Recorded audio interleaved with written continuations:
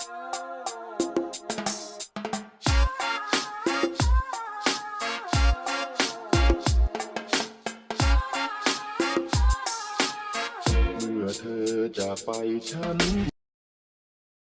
we rolling it back around already. This week went by. Man, it couldn't come quicker because I'm telling you, man, I've been eager to get back up on this mic right here and get up on this platform. Welcome to the Blackout Podcast.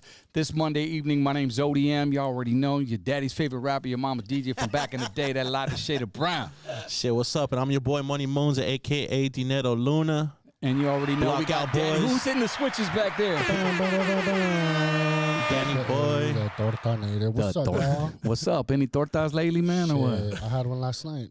Didn't you DJ a party over the weekend, bro? Bro, nothing but tortas. They're bomb. Hey, okay. All right. But I had like two. I had two, and then I was going to try to go for the third one, but, you know. Saturday, you played at what? Prado Park or something like that? Saturday, I did El Prado Golf Course. I did a holiday Christmas party for a Spanish school in Fontana. I don't remember the name, but shout out to them. And then Friday, I did a wedding with crowd control in where was it at? In Temecula. Temecula. So at the wineries, or Danny be all over the place. Temecula, Old Town Loft. Okay. Loft, so. I love playing out there, bro. I mean, it's just the vibe is just you're up there on the hills. You're at some winery, getting fucked up, and you're just DJing. You're doing what you love, and you know every once in a while you get to take a shot with the groom, right? I did one in Fallbrook. I guess it's the avocado town, avocado city, or something like that. I was like way up in the mountains, nothing but avocados. I was like, damn. Yeah. I bet you were freezing your ass off too. Yeah, it was. It was outside. So. And you DJ'd at a golf course? Was that outside? It was outside, but it had like a tent, so it was kind of in and out. That's what's up. But you know, we get the job done, and that's it. Damn. Hey, Damn. What's up, Moons? How was your weekend, bro? It's cool, bro. Just started Christmas shopping. Trying to get that shit out the way. You know I'm a XL, right? Hey, I was actually gonna bring you a hoodie, bro. I forgot it. All of a sudden, Danny said that 2 weeks ago. Fool. No, I literally had this shit ready to go and I forgot it. Yeah, it was in the Beamer, fool. But I brought the Scion. It's okay, man. Today's guest brought me a early Christmas gift. We'll get into. Damn. Me, I just chilled, man. Got over being sick last week. Damn, man, that bug is it me or is that bugs going around, man? It's going around, bro. It's like crazy. It's December. Little kids got it. Fitas got it. Elderly got it. I mean, this weather ain't no joke. I wish it would make up its mind, man, because I'm a sunny dude. You know what I mean? Type of guy. Yeah, bro. I hate it when it's hot, but I hate it when it's cold. You know what I'm saying?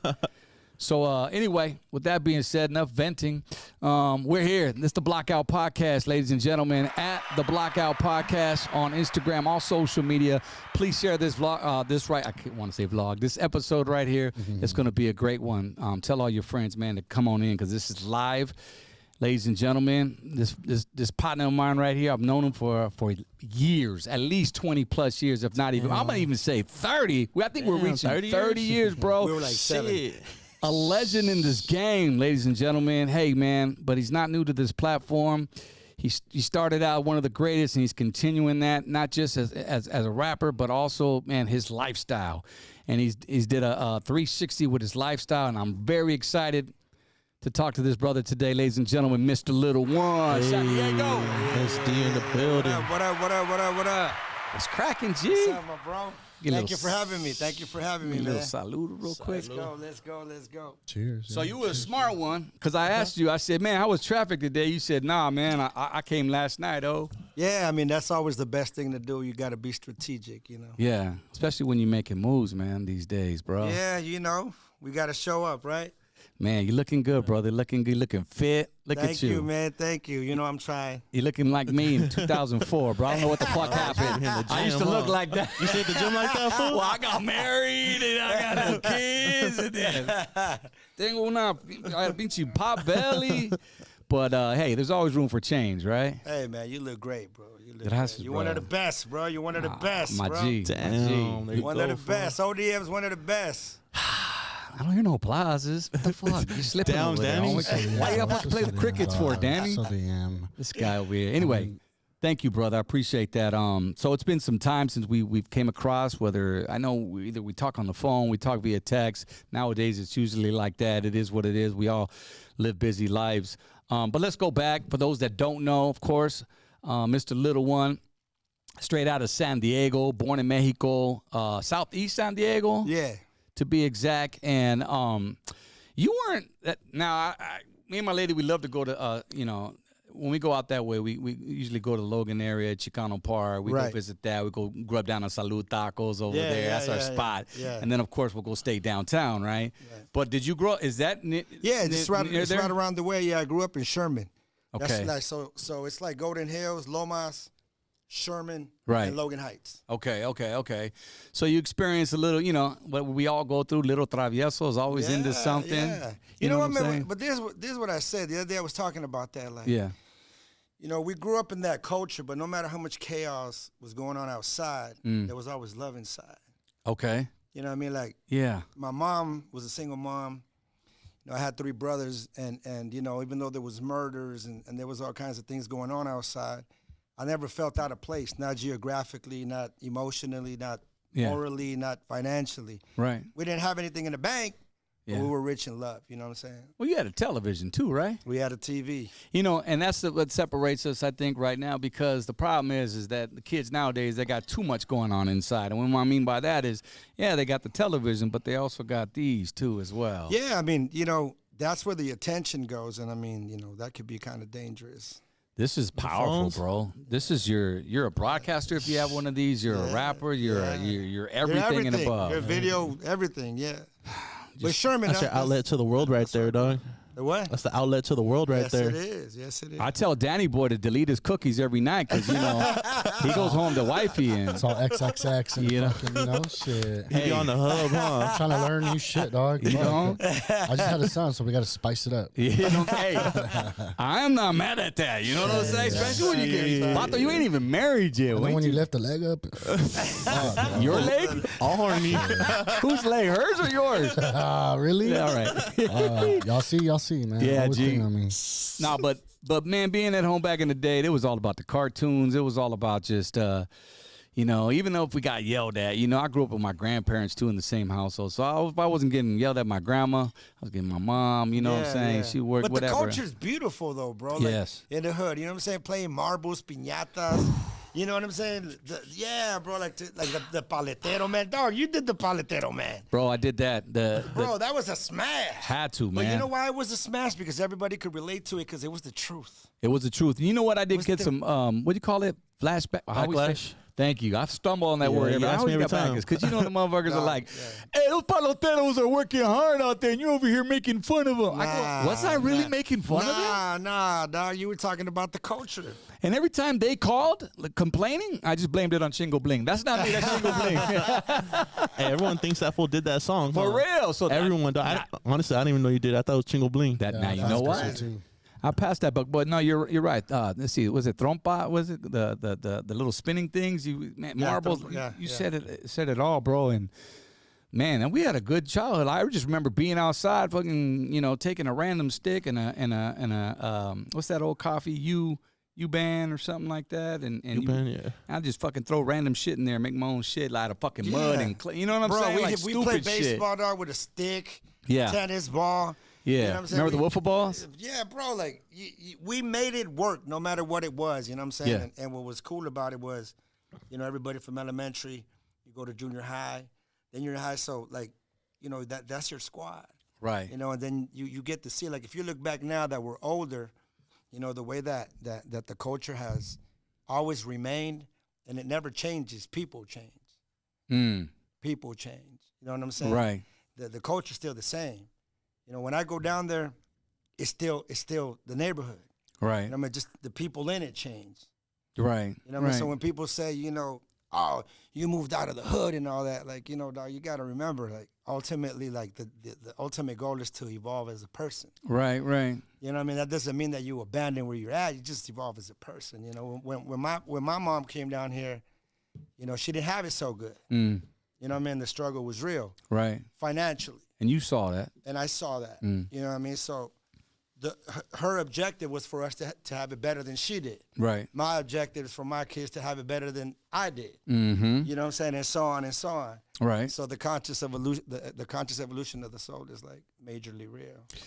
My boy got bars. Let me tell you something. We're going to make short clips of all his bars later on tonight. Just know that. So you grew up with 2 other siblings, 2 brothers, right? 3 brothers. 3 brothers. So total of 4. Your mom raised all 4 of you. Yeah.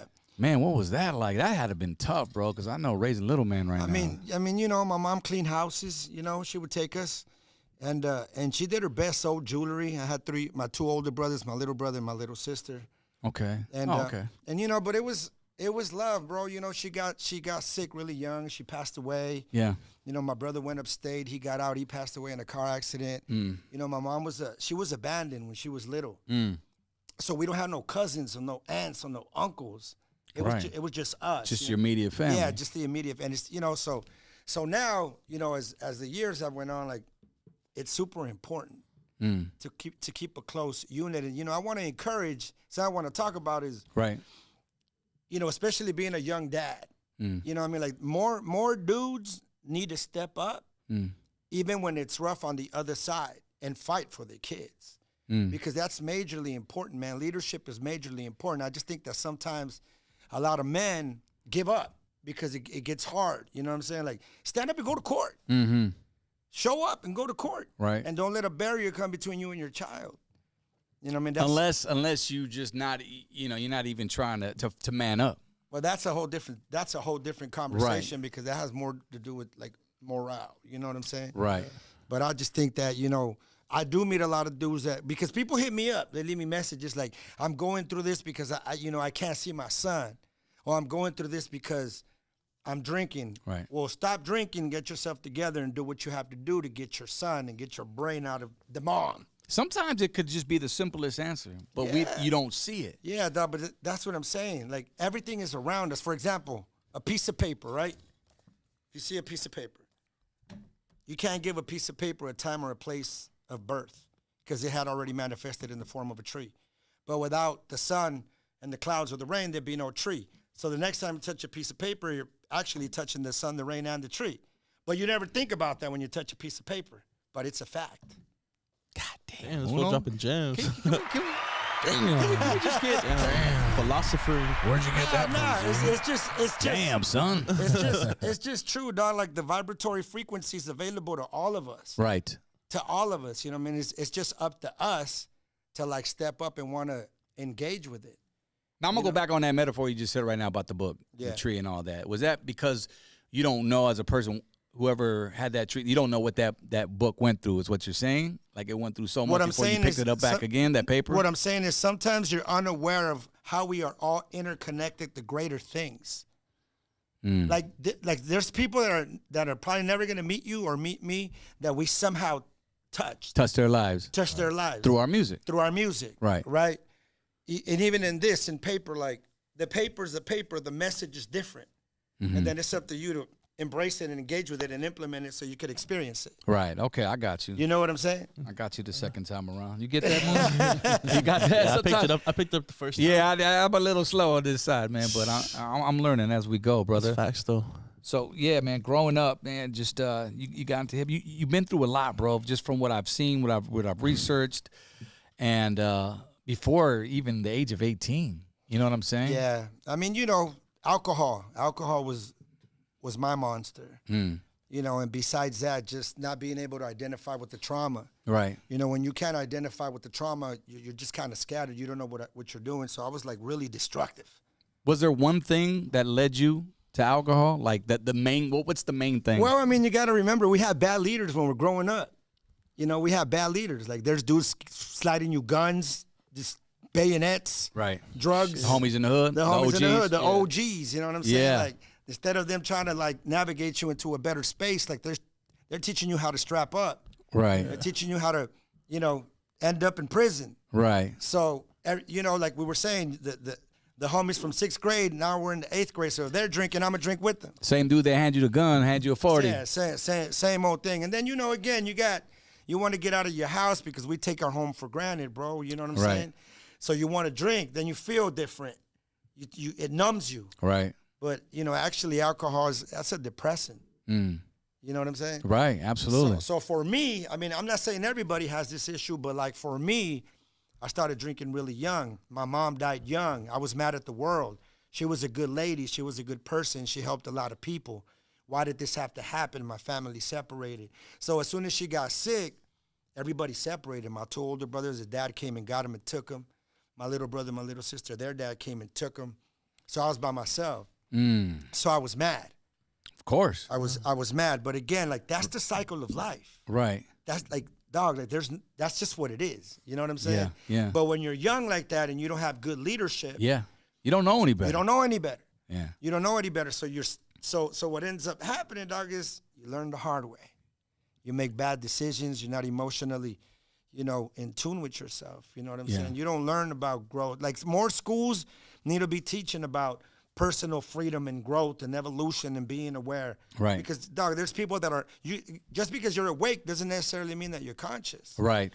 You know what I'm saying? Right. You're just alert. Yeah. You're just alert. I think platforms like this, because we don't know when it's going to happen in the schools, but platforms like this, bro, such as yourself, myself, and all these other platforms, we have the freedom to teach. Yeah, bro. When I saw you, bro, it made me so, like, dog, I'm a fan. You know what I'm saying? I've always I was not just of your music, but as I've gotten to know you. Right. Even when I was in my darkness, you were always patient with me. You know what I'm saying? We had our talks. And I appreciate you. And I remember the phone calls. Yeah. And I appreciate you for never giving up on me and always being good to me. No. And continuing to embrace me. Right. You know what I mean? So, I apologize for the times that I was out of character. You know what I'm saying? But, bro, those are the things that we have to be more open about. Like, more men need to be accountable, dog. Like, we need to take more ownership. You think it comes with, obviously, it comes with maturity, right? Yeah, and the culture, machismo. And that's that too. Hey, dog, don't let nobody talk to you like that or whatever. You know what I mean? When I went through some depression, bro, probably like earlier, maybe like 04, 05, 06, and I found a dark spot too. And I think that was right around the time where you were calling me. We had our conversations. We had great conversations, and it was just like, ironing sharpened ironing, iron, you know what I'm saying? And we just compared notes, and bro, it's sometimes people don't make it out of that mentality. Sad is luckily we did, you know what I'm saying? And depression is real. For sure. Depression is real, dog. And, I think a lot of the things like I was saying is, like, criticism and blame, it's almost like an addiction. Because when we're in darkness, dog, we want to blame somebody else. Right. We want to blame somebody else, dog. And actually, criticism and blame, that's the number one destroyer, dog, of, like, close intimacy and close relationships. Especially from your loved ones. Yeah, dog, because when I say intimacy, I don't mean romance. Right. I mean, the little things are the big things. How do we all perform our best, dog, when we feel safe, right? Right. Yeah. When you're in a dark space, dog, it doesn't feel that way. You feel safe, right? Everybody in this room feels safe. There's nobody here dominated by a fear-based thought. Right. When you're dominated by your fear, you're dominated by depression, you're scattered. You're emotionally imprisoned. The worst prisons in the world are not man-made prisons. It's the psychological prison. Right. You know what I mean? So you could be free, you could be walking, you could be awake, but you're in prison and you're not conscious. So at what point for you was that turnaround? When you went through all this shit, you know what I'm saying? You finally decided this, was it church? Was it somebody, an older homie? Was it somebody had been through? It happened and it's crazy. It was like an oxymoron. It was like a crazy paradox for me. My older brother, we had a really turbulent relationship. Okay. And he was in prison when my mom died. And when he got out, I had my daughter, she's 19 now. And when 98.9 just started, remember that? In San Diego? In San Diego. Okay. They called him Little One and all that was all over the radio. So my brother gives me a call. At this time, bro, like, I'm deep in my darkness. I'm drinking red Passion Alizé every day. Yeah. Cognac. I'm driving drunk. I'm like 245 pounds. You know, I look like a walrus. You know what I mean? Yeah. We all been there. Anyway, so he calls me and he tells me, hey, bro, I want to meet your daughter. We didn't talk. So I said, cool. Now remember, by this time he went through his stuff. So he got out. He was in a different space. He was calm. He was trying to grow and he was trying to mend. How many years are you guys apart? We were 6 years apart. Okay, got you. So, dog, one of those times he tells me, yo, let's hang out. I said, I'm going to go to Old Town. I'll meet you in Old Town. Yeah. So we get to Old Town and he didn't want to drink.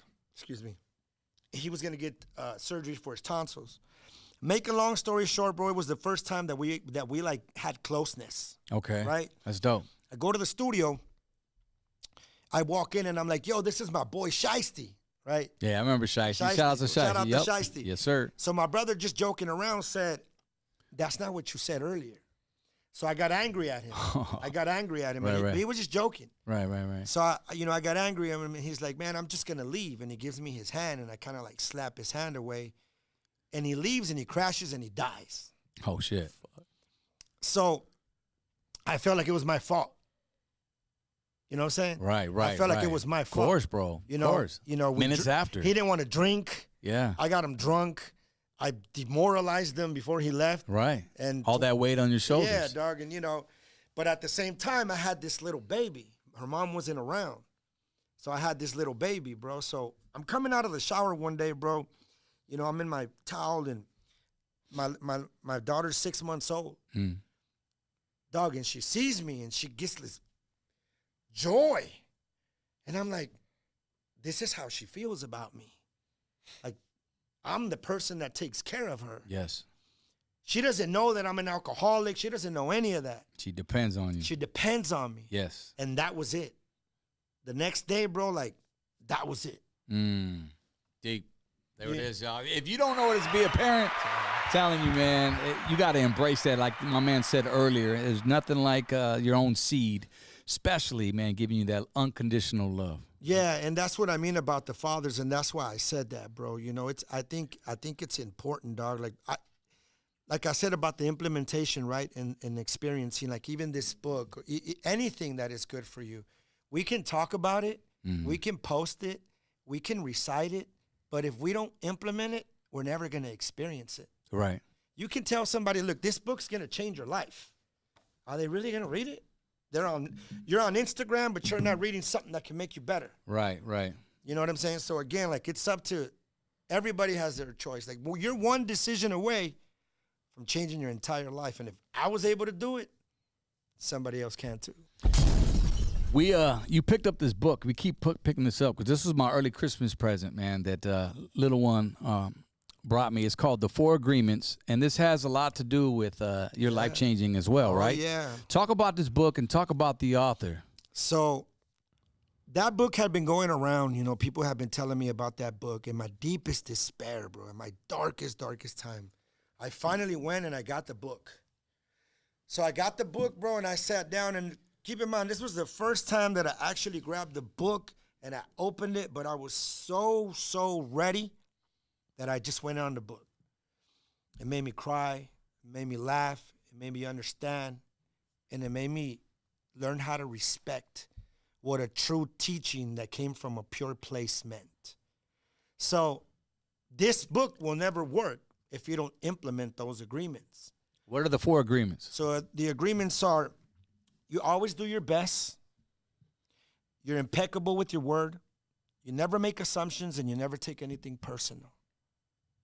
It's hard, right? Sounds hard, right? Yeah, it's hard to do two of those. Okay, now I'm not going to say which ones. Now check it out. When he's talking about us being impeccable with our word, he's not necessarily talking about you have to do what you say you're going to do. Yeah. He's basically teaching us that our words are powerful. They can put spells on people because we have a fertile mind. You could tell someone you're ugly. You don't know how to sing. Shut up. Your voice is disastrous. Yeah. And that'll stay with that person. Especially if you're young. If you're young. A lot of abused children out there, dog, like verbally our abused. Our words can make magic. It's either pure magic or black magic. And that's what it means. If I'm sitting here and I'm insulting you and I'm offending you and I think I'm hurting you, the only thing I'm going to do is make you not like me, so I'm really just hurting myself. Right. And you know what's crazy? There's some people out there that don't even know that they're purposely or intentionally hurting you. Just sometimes it could be the way their expression is. Yeah, An expression can hurt you. And that's what I mean. And like me, I've always been a passionate dude. I've talked loud and all that. But like, even now during the journey of my growth, like when I misuse my words or when I let a particle of my broken, trauma from the past like trigger me, bro, I go into like a major like disappointment where I'm like, man, why did I say that? You know what I'm saying? Right. Because you work so hard on trying to honor that. You know what I'm saying? And, Right. and like not taking things personal. Like if you're on your journey and you know you're on your journey and you know that your intent is pure, and here you are and you have somebody or something, you know, trying to throw bricks at you. Like, you know what? At the end of the day, we're supposed to grab those bricks and build something with them. Right. Not worry about throwing them back. Yeah, not worry about throwing them back. And you know, that's tough, bro. You got to have tough skin in order that. And I say tough skin mentally. And I think that's what you're getting at. Yeah. You can't just let the little shit bother you, bro. And I do believe in this when they say, you know, in order to make someone else happy, you got to be happy within. And for sure, bro, I live by that all the time. If my kid, if I'm having a bad day, you know what I'm saying? I know when I'm taking out on my children, or I know I might be taking out on my wife, you know what I'm saying? But then I got to check myself. Why are you to this point? I mean, I've always known you to do that. I've always known you to take a step back and be like, you know what, hold up. You know, and not a lot of people can do that, and I was one of them. Yeah. You know, kind of like high voltage and like a person of power. Like those can be, they have to be respected because both can take you to immediate success or immediate death. Right? High voltage. If you misuse and you disrespect high voltage, you die. This person in power, if you abuse and misuse your power, you die. Right. Look at Saddam. Look at what was it? The Lebanese dude? Gaddafi. Right? Look at Obama, Osama. All of those dudes that were in power at one point that had all this power. Right. Gone now. Yeah. It's misusing your power. Anybody that purposely wants to make you feel powerless, that's not power, bro. That's weakness. You got a chance to meet Don Miguel Ruiz. He's the author of this right here. And matter of fact, you had him on your podcast, which we'll talk in a little bit. But what was that like, man? Well, I met his son was on my podcast. Oh, okay. And then I met his dad through his son. Okay, so got it. Me and his son became friends. So he tells me, yo, my dad's going to be at the LA Book Fair. Come through. So I went over there, bro. When I got to meet him, he took me to the back, and we were able to talk. And I told him the whole story, bro, about my brother, how I opened his book. And, you know, man, like, honestly, to anybody listening, if you need a book that can really, really touch you and navigate you into a completely different dimension, The Four Agreements, Don Miguel Ruiz. Wow. This is that powerful. Man, it's coming to Audible. Yeah. Hey, my man handed me the book. Hey, hold on. Let me say something. I'm that guy that be like on Instagram with a book because I need an Audible. Yo, let me say something. Can you rap this shit for me? I'll record it. Let me say something, dog. It's different. Yeah. You create mutualism and symbiosis between this book and you. Yeah. Than just listening to a voice. Right. It's different. I encourage you to read it. Okay, no, I definitely will. And this is one of the things I wanted to talk about when you got here, because I didn't know you were bringing me a book, but this is great, man. I appreciate that, my G. So was it The Four Agreements? The Four Agreements, check that out. Last book I read was shit, dude. Hey, Clifford the Big Red Dog don't count, dog. Charlie. Nah, you know what it was? It was the 5 signs of love. Oh. And this one I was 5 running. languages. 5 see? It's been that long since I said the pinchy signs. There were signs too. Nah, but there's a sign, right? It's a whole different. Yeah, I think you told me about that. Yeah, I was letting this dude know because I mean, put me on game. You know, when you meet that certain somebody, that woman, it's like or whoever that dude, you know, everybody's got a different love language, man, and not to jump ship on start talking about that, but you really have to learn the person who you are and what makes them tick and what makes them go, and there's different kinds of love. So that's what this kind of reminds me of. You know what I'm saying? There's 4 of them, though. But I'm going to check this out, my G. You'll really like it, man. Yeah, it's a great gift, bro. Like, Thank you'll you. pass it on to somebody one day. Yeah, heck yeah, man. I appreciate that. Pass it to the left, fool. Shit. I got you. Let me No, pass it to Danny. Pass it to me. And next, another dog. How many pages is it? I'm not sure how many pages but does it is, it, but why, G? it doesn't matter. It doesn't matter, bro. Just read it. It's like, look at I'm that. just You see, curious. like, look at that. He already See? putting stumbling blocks. Yeah. He already like, put dog, you're already blocks. creating a He barrier, created all dog. these bleepers. Bro, honestly, dog, I hate reading, bro. Bro, I hate why? reading. I ain't gonna lie. Like, Low why? key, I'm the same way. I need Audible. But look, I'm telling you guys feel that way because you have not been able to experience bliss from a book. Wait till you experience bliss from a book, and you'll never feel that way again. Shit. I wasn't a reader. You're the one get mad at us Only now, books dog. I had to read was only books I had to read was like history books and shit in school, but Dog, I never love read history books. at school. I had A's in school, bro. All right. The 4 agreements, man. We're going to check that out.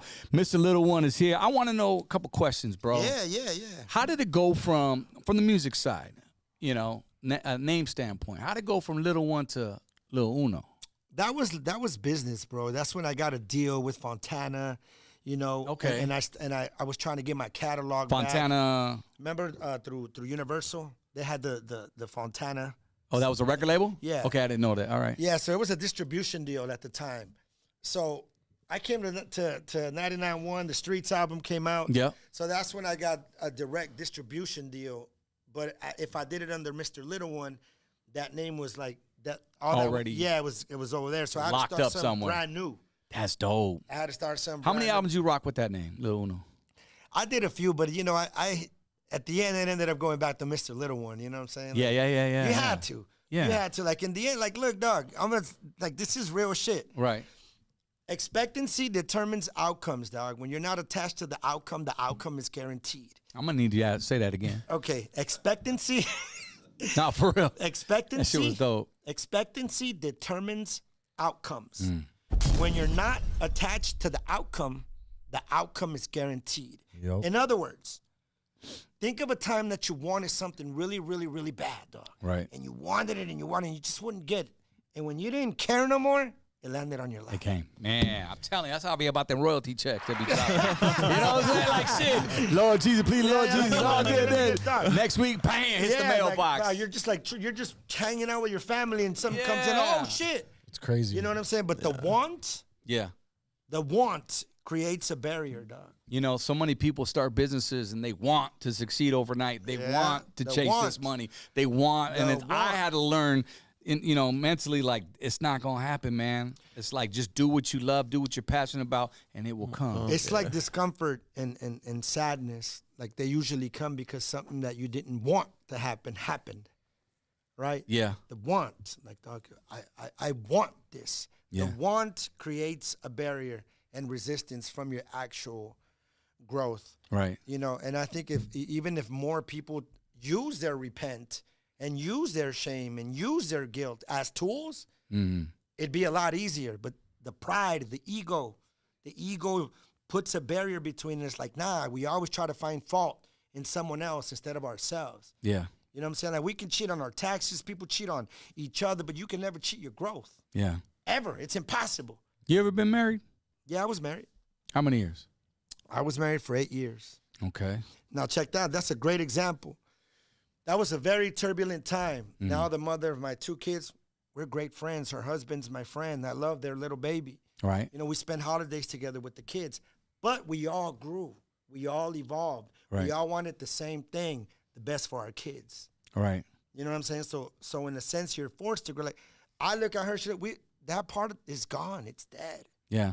You know what I'm saying? Yeah. I didn't know how to, dog, I didn't love myself. How was I going to love being married? It goes back to what we were talking about earlier. Exactly, Yeah, absolutely. Exactly. So I've used things that I've learned from that Right. to implement them in my life now. Right. Now, that doesn't necessarily mean that everything's going to be okay. People are always under this assumption that when you're growing, you're not going to have any problems. Right.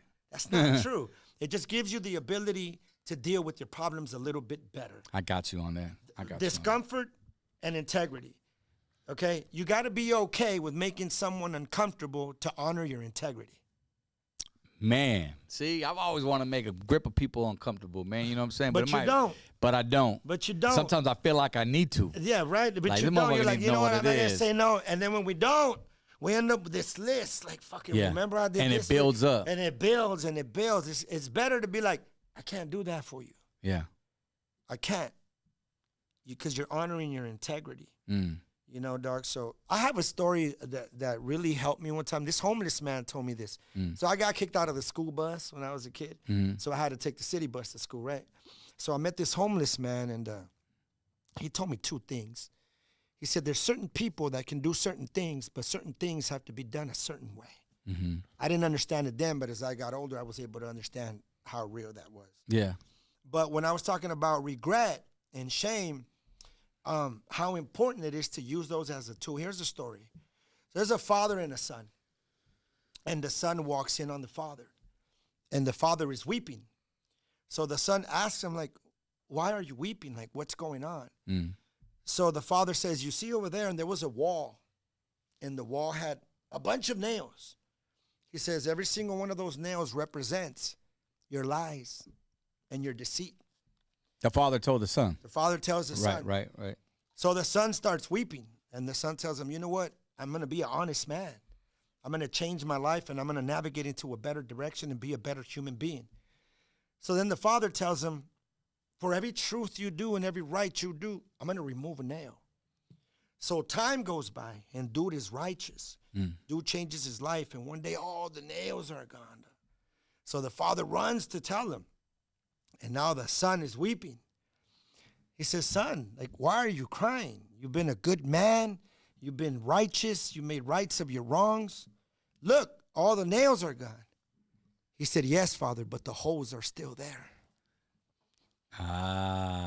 Right? So sometimes that's our regret. That's our repent. Yeah. The lingering repent needs to help us be better. You can live with regret, or you can learn from regret. Damn. That's a trip, dog. But no matter what, though, you never forget that. You don't. The holes will always be there. You don't forget, but you have a choice. Like, I don't forget about my brother, but I don't allow it to do what it used to do. Right. I make that make me better. You know what I'm saying? How many years ago was that? 19 years ago. Shit, wow. Man. Trip, bro. That's a trip. That's pretty crazy, right? Yeah. Oh yeah. That's insane. I mean, and that's what I'm saying, dog. Like, we all have a chance. And you can put it like charming words, right? But it's true. We can wake up, we could put a sunburn on our soul or a suntan on our spirit. Right. Our choice. You know, I'm hearing you speak and on all the life-changing experiences you've went through and how you learned and how you came out of it and whatnot to live more positive within yourself. And I compare it a lot to, like, I see this book, right? You said this book changed your life. And this isn't a religious platform, but I got to bring it in because for me, that's how it worked. Right. When I was going through my depression, I was invited. Actually, someone said, go see a counselor or a counselor. Right. You know, and get better with this and that. I'm like, man, how much that shit cost? And then I was like, oh, I'm cool. Then my homie said, hey, come to church with me one day. Right. You know? So I ended up going, bro. Best day of my life, man. You know what I'm saying? I committed myself, gave myself to the Lord. And that day I was in my book, which is the Bible. And I started, I just started strengthening, stop drinking, stop doing this, that. So I kind of compare it to the, you know, what are your thoughts on that, though, when people say, you know, I had a similar experience. It's kind of like taboo in a way, but it's just from a different, I'm a God source. Man. I believe in God. Like yeah. these, remember, a lot of these books, they're based on God. Okay. You know what I'm saying? I was wondering that because I didn't hear anything. People get it messed up. Because I know you're Mr. Boogeyman too. Yeah, no, yeah, you know that's okay. But. That's okay. You know, that was a little chapter of my life. You know what I'm saying? But look, check this out. When we are in despair, right, or we are in a bad space, people want to run to spirituality or religion, right? Right. People want to say, you know, I need to find peace. Right. Where do I go and where can I find the peace? Yep. You see, dog, the reality is that the peace is in every single one of us in here right now. There's just so much baggage and so much clay on top of it that you almost feel like, how do I even get out of this? Right? So people always try to attain peace at the end of their life. Like at the end of the day, all I want is peace. You want to rest in peace or you want to live in peace? Here we go. That's what you said. Dang. You know what I'm saying? You said, smile. What's that song you had? You said, smile now, you can cry later. And then you said, live now or die later. Yeah, you know what I'm saying? Live now, you could die later. Yeah. You know what I mean? And it's true, dog. It's true because my point in talking about being conscious and being alert, it's, you know, dog, you can see somebody. I mean, I'll use myself as an example. I used to walk around, had a house, cars in the driveway, you know, money in the bank. I was unconscious. Yeah. planet of the unconscious. So there's consciousness, and then there's people that are alert. When you're alert, you're no different than a dog. You just learn how to survive. Have you ever contained it? Like, have you always been structured type of person? I was the least structured human. Now I am. Yeah. Now my life is completely structured. Right. I do the same thing every single day for almost 2 years. I wake up, I take a shower, I read for an hour, I train for 2 hours, I go eat, and then I start my day. So by the time I start my day, I fed my mind, my body, and my spirit. And you know when to shut it down, turn it off. Yeah, and then I go. And then I go do what I do. But it's self-expansion for me. It's good for my spirit. It's good for my mind. It's good for my body. It helps me personally be able to align with myself better. You know what I'm saying? For sure. And love myself. Structure is everything, bro. And loving yourself is the first thing. I agree, man. But I'll be getting stressed out, man. And I still try to battle this, just organize, structure, this and that. And then, different tragedies happen. You know what I'm saying? It could be COVID that hit and pandemic. And now it's like, look, now we out of work. How do we adjust? How do we do this? Oh, let me go without going crazy. You know what I'm saying? The thing is, the reason why we go into wild elephant thoughts is because we abandon our talents. You're gifted. You're naturally gifted. But when we have all this clay and all this, your talent's over here. Right.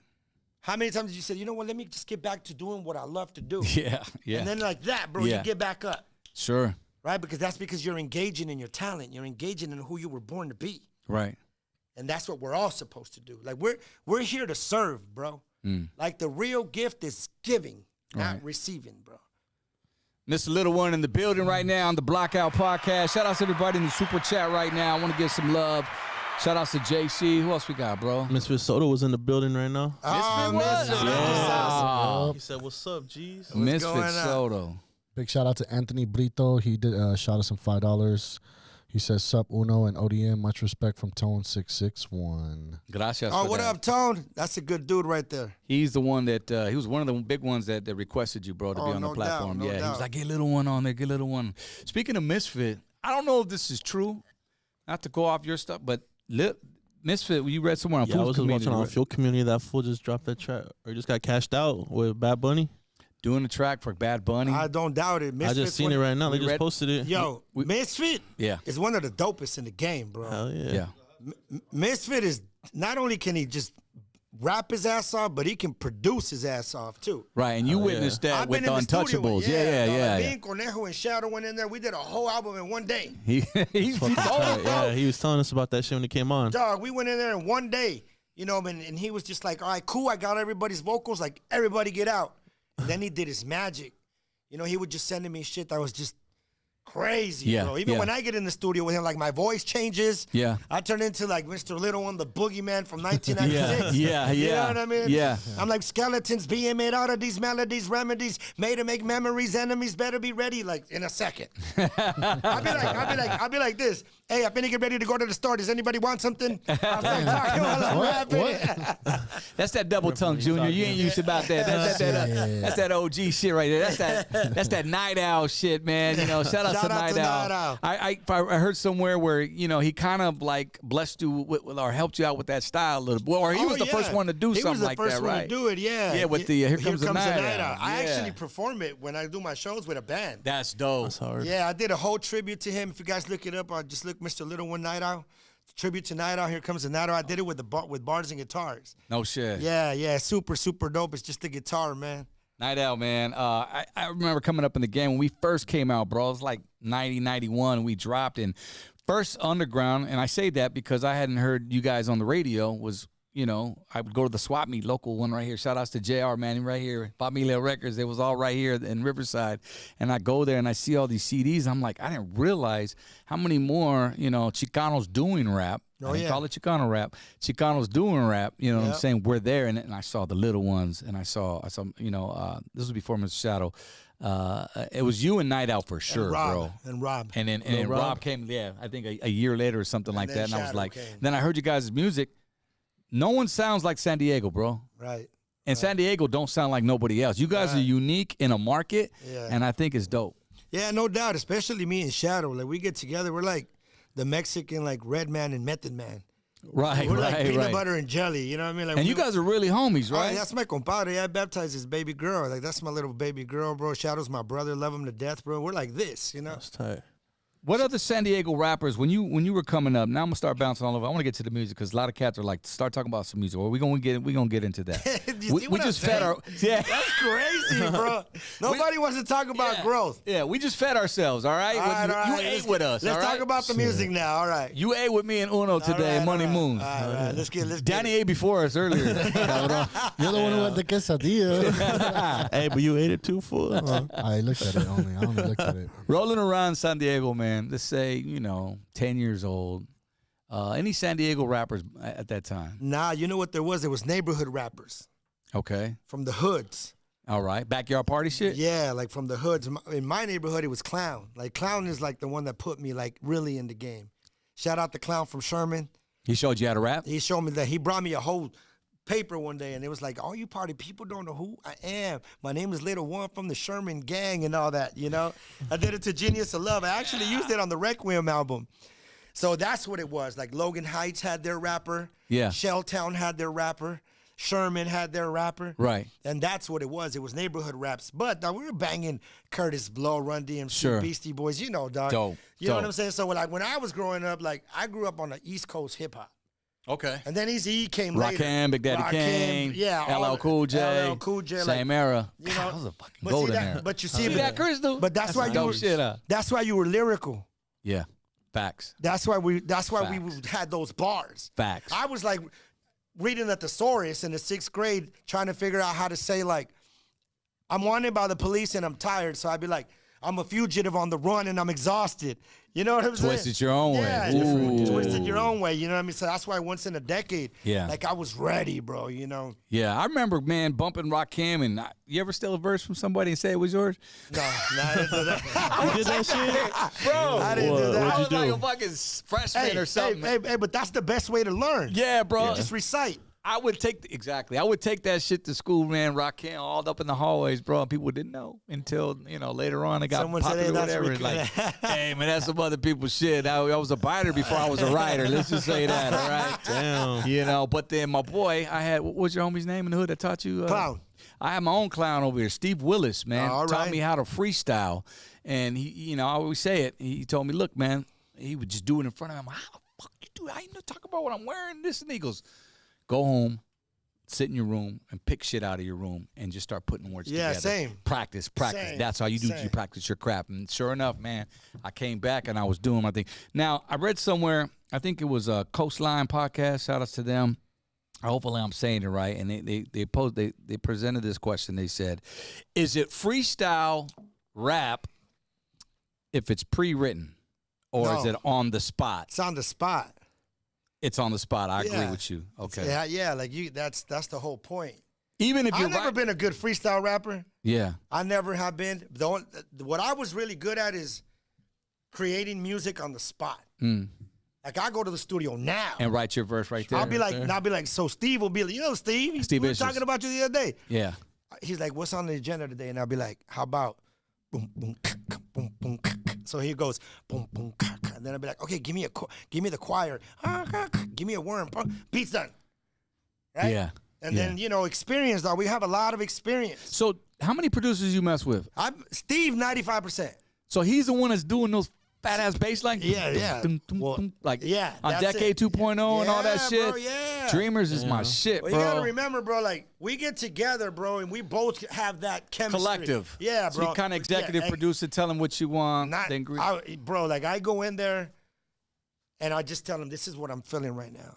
I'm like humming it. Bro, he has messages at 3 a.m. while I'm being, wah, wah, wah, wah. You know what I'm saying? And then we'll go in the studio and we'll make it happen. Yeah. I was just in there. All those little clips that I've been posting, Yeah. I do all those on the spot. I don't go to the studio to be like, I'm going to put out a new album. I just go, bro. You just go. I'm just like, today I'm going to go to the studio and I'm going to get some shit done. It's your passion, bro. Yeah, like, I've been faithful when unfaithful. I've been grateful when ungrateful. Seems kind of hateful. What are better days for? For you to learn and preserve what you deserve and so on. You know what I mean? I think Little One is so underrated, guys. And I'm not just saying. I had to refresh and go back in the archives, bro, because I did my homework and I was listening to your shit, bro. And, bro, nobody that I know you know, especially within our culture, and I gotta say it puts together words like you do. Like, I mean, there's a lot out of them, and a lot of you guys may comment, let us know in the super chat.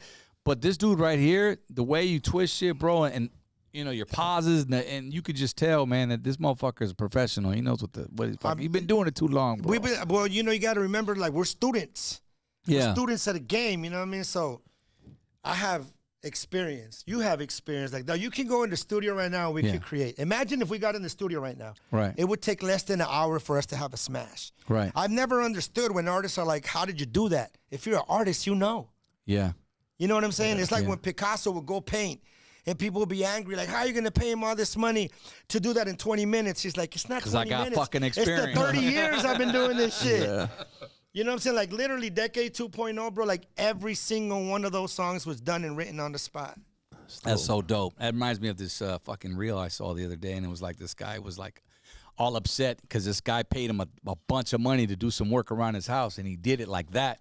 And he said, well, I want to know why you he goes, well, you want to know why I charge you so much? Because I got it done short in time. He goes, should I took a week to do it and then charged you more? Yeah. So you're saying my work isn't good quality? That you're slapping in my face? Like it's the experience. Yeah. But, I mean, you know, making music is super therapeutic for me. Yeah. So I just go to the studio. I go to the studio at least once a week. Hell yeah. You go to Steve's? I got songs in here. I got like, I don't know, maybe 50 songs that I did in the I need to get that. This fool's always telling me. I want to link up with Steve Vicious, bro. I hit him up a couple of times, but he's always told me he's busy. I know he's going through some shit like a couple years ago. So why don't we do this, dog? Right now, you're going to commit to come to the studio. All right? We need to get in the studio. Me, you, and Shadow. Yeah. Shit. I'm serious. Shadow hit me a couple weeks ago, man. Me, you, and Shadow. We need to get in there, and we need to do some brand new shit, and we're going to do a video for it, too. Deal? All I got to do is 16 bars? That's it. Shit. Let's go. Shit, all right, let's go. Done deal. You said it right here. Can't do a whole song, but I'll do 16 bars. 16 bars, that shit. You said it right here. Facts, bro. All right, so we're going to do that, and we'll take old boy so he can meet Steve. Yeah, we need to go down to San Diego anyway. We've been talking about going out there bringing the podcast as well. Hey, what about in March in San Diego? March, okay. All right, well, you went there, so let's segue into that, man. We got a dope-ass show coming in March. Uno book. Oh, see, I'm used to calling you Uno. It's all good. That's why I asked. It's all good. I know him as Uno as well, but Lil One, man, invited us down to come rock with him, bro, and talk more about it, bro. Sure, you're best. So, you know, man, we've done shows all over the country. You know, our culture is huge. I'm a big believer that we need more unity in the community. I believe that we need to bring more of our culture out instead of, you know, everybody else has their festivals. If Ice Cube goes to Orange County, bro, 85% of the people there are Latinos. Right. That's anywhere. If Snoop comes, 95% of the people are Latinos, bro. Yep. Anywhere. You know what I mean? So San Diego's right by the border. Right. You know, I was like, dude, I want to put a festival together that has nothing to do with Mr. Little One. Okay. It has everything to do with the culture. With the culture. With the culture. So it took me a long time. Okay? It took me a long time to actually make it happen. Paid people, was going to do it in Ventura. COVID hit, lost a bunch of money. COVID, couldn't get deposits back, insurance, radio. Because you was doing the Latin Lockdown tour, I was doing Latin Lockdowns, bro. So I was like, man, you know, I never stopped believing in it. That's another thing, self-belief. Like, look what's about to happen now. So anyway, let me cut through all that and get to it. All right. So March 18th, there's going to be a festival in San Diego. All right, 2995 Commercial Street. It's going to be Tierra, Malo, the Delphonics, Midnighter, ODM, Lighter Shade of Brown, of course, Conejo, Shadow, CNG, Dominator, Kid Frost, Rocky Padilla. You know, there's going to be Mayan dancers. There's going to be mariachi, Lolo's, food, you know, piñatas, like wrestlers, you name it, bro. Right. But you see, you can download songs, you can download movies, but you can't download an experience. Yep. Amen to that. So it's important to me, since I'm in this position now, to be able to come back to the culture and do something beautiful for the culture and be able to take it throughout the Southwest. Right. And have people come and actually experience the culture.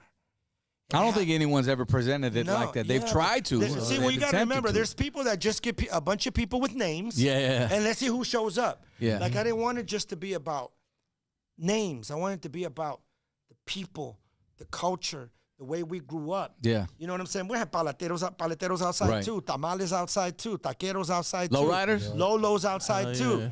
You know, we're going to have a little area to play marbles in too. Shit. You know, not all of Let's that, go. bro. All of that. Mayan dancers, bro. Mariachis, bro. Aguas, food.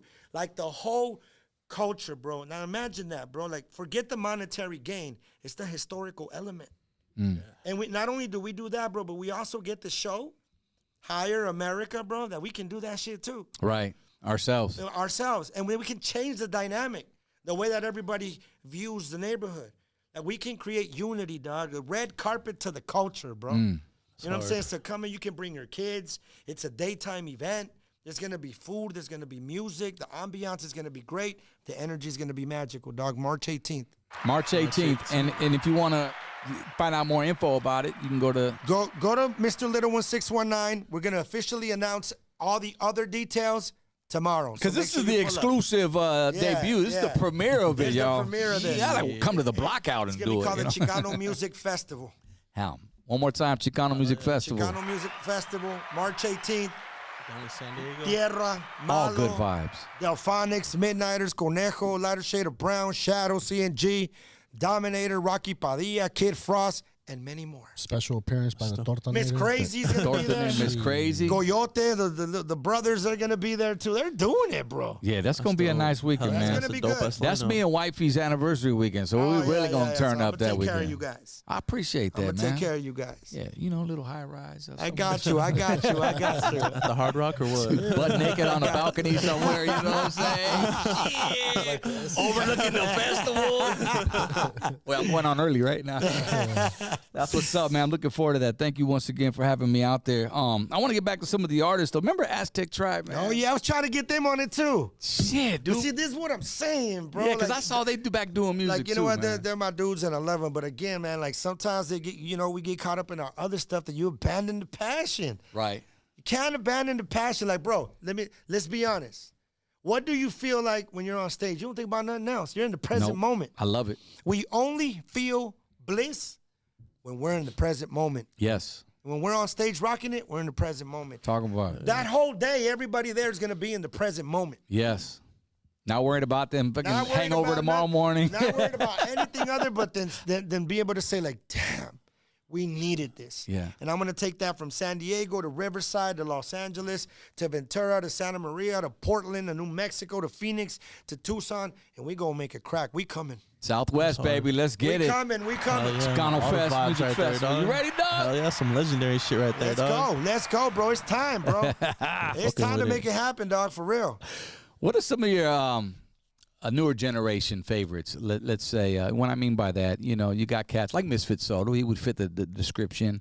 The Desi Hollows, he's out from Oceanside. Desi's dope. He's dope. Weirdo, San Diego's Little dope. weirdo. Little Weirdo's dope. Okay.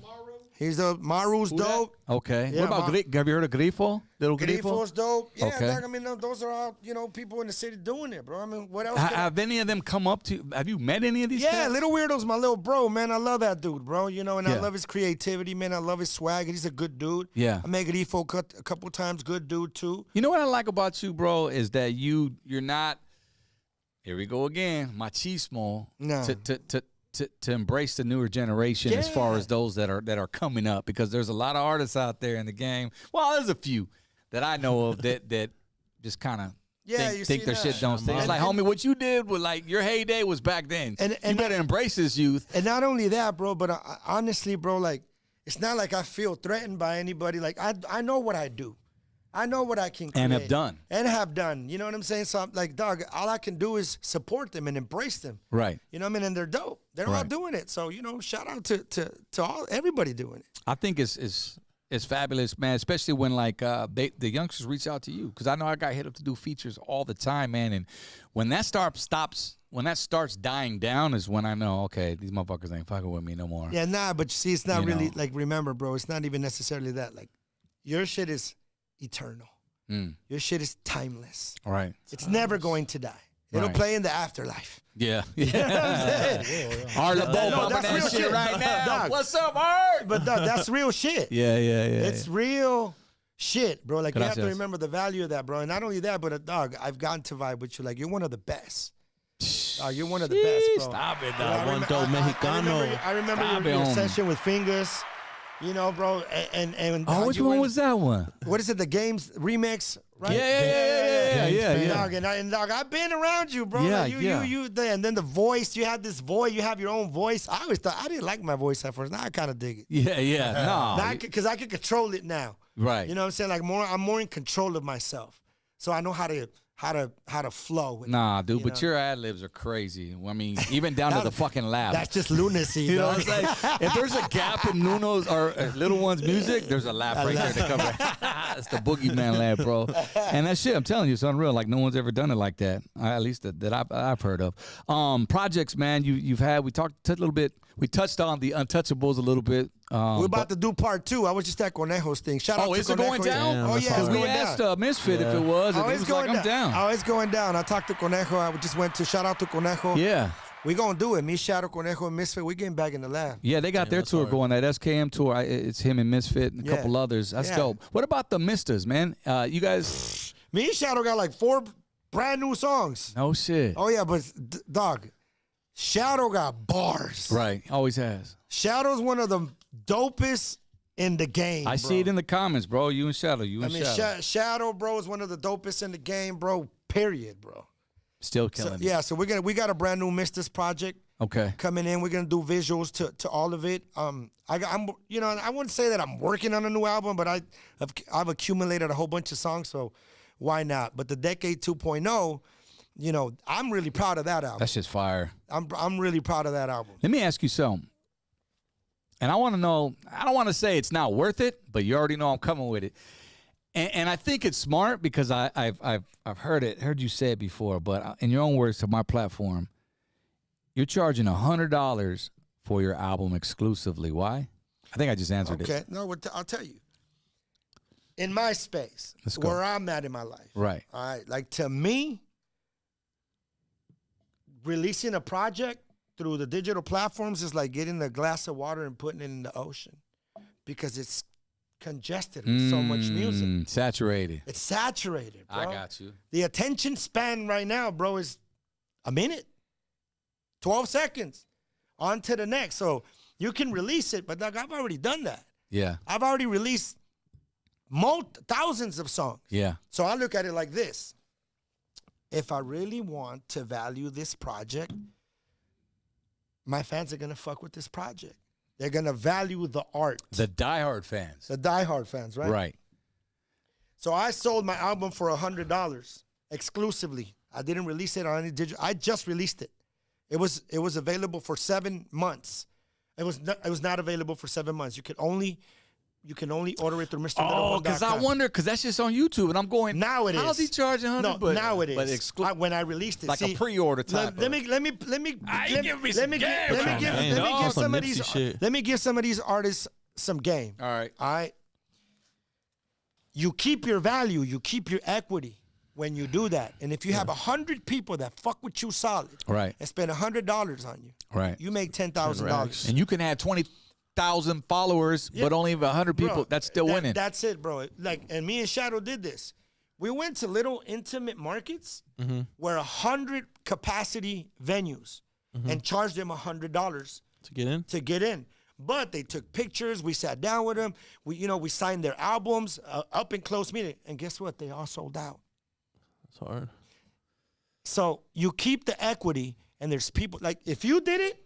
If you pick 10 markets right now, right, and you charge $100, I already know which ones. Right? I already if know you which pick 10 markets right now, yeah, and you get a place that holds 100 people, and you tell them you keep the bar, yeah, I'm gonna keep the tickets. ODM, Louder Shit Brown's coming.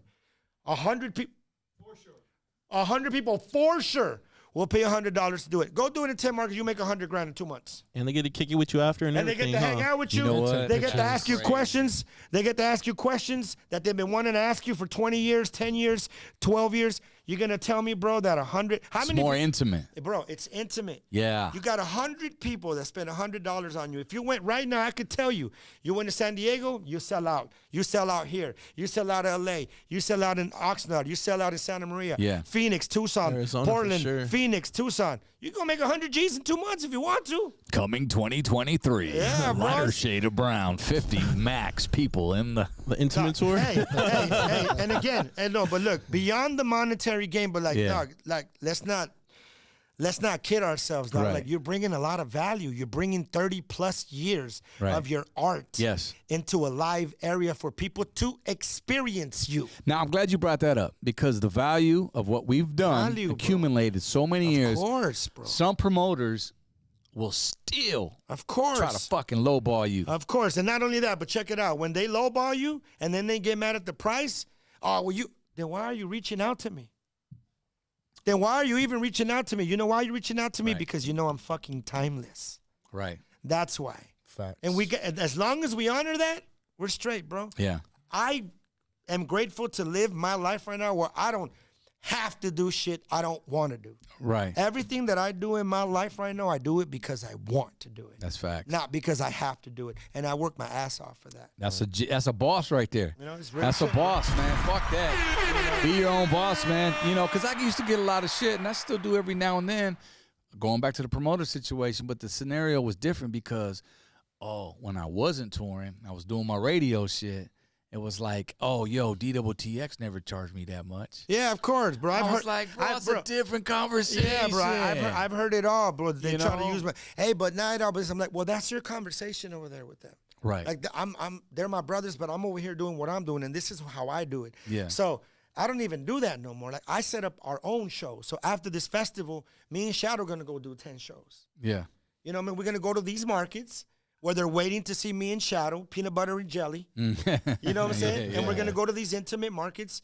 And we've done shows, bro, that people don't even know about. Yeah. Private people that are like, what would you charge us to come out here? You know what I'm saying? You're right. And we're like, we'll do 100 people for $100. They're like, done. We don't even promote it. Right. We go get our bread. We go, meet the fans, take pictures. And to them, bro, worth every penny. Timeless value. That makes so much sense. If you did it, you would sell out 20, 30 markets easy, bro. Yeah. Don't make me put that shit together for you, dog. I mean, will.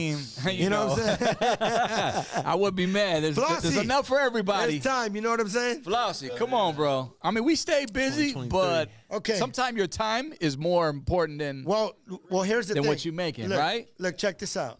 Yep. Why do you think the festival is so powerful? Because it's timeless, bro. Right. You know what I'm saying? Like, dog, music has no age. It has no color. Has no name. It's just timeless. Just like us. Everybody in here is a timeless spirit. Right. You know what I'm saying? And that's how music is. If you hear a song right now that you heard when you were in the 6th grade, you feel exactly the same. Yeah. Because it's timeless. I'm not going to bring up, fuck it, I'm going to do it because I already said I was going to do it. I'll bring up this story. It sounds like an old head dad, but fucking Jimmy Jam, Terry Lewis, man. Producers extraordinaires. Interviewed fucking Terry Lewis a few years back. Was with the Avila brothers, man, in Vegas. They were dope. And I said, hey, man, man, what's one of your favorite old school songs? He was like, he looked at me and goes, old school? What I do is timeless. Timeless. And then he explained it to me, broke it down. I go, fuck, you're right. It makes sense. He goes, my shit's bumping now. And when I'm gone, my shit's still going to be bumping. And I shit you not. We tour and I say the same shit about Sunday afternoon. I said, man, and not only that, but bro, every time I hear I feel exactly the same. Yeah. Rock With You from Michael Jackson came on the other day. I want to rock. And I was like, Billie Jean. Yeah. Same, lighter shade of brown. Did you hear the commercial when I sent you the commercial? Yeah. What does that sound like? Timeless. Yeah. Timeless. Together, baby. Yeah. Oh, yeah. All the music. Lighter shade of brown.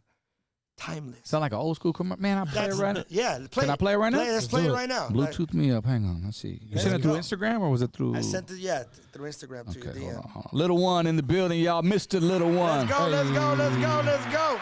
Shit, we're going to take phone calls in a little bit too as well. Everyone's asking about phone calls, fool. Call in. Yeah, we're doing that. We're going to open up the phone lines in a little bit. As soon as we drop that number, make sure you tap in with us. We got Mr. Lil One, ODM, Money Moons, the Blackout Boys. Let's go. Eso, is it up? Go ahead. Oh, it's not Bluetooth? There we go. You got Bluetooth there. Hold on. Let me Westside Connect real quick. Get a gang. Bing, bing, bang. Hold on. Where there? Oh, let me connect. Because when I went outside and let Uno in, or excuse me, Little One. All right, we're good. It don't matter. I'm going to learn that shit. Dog, that's just...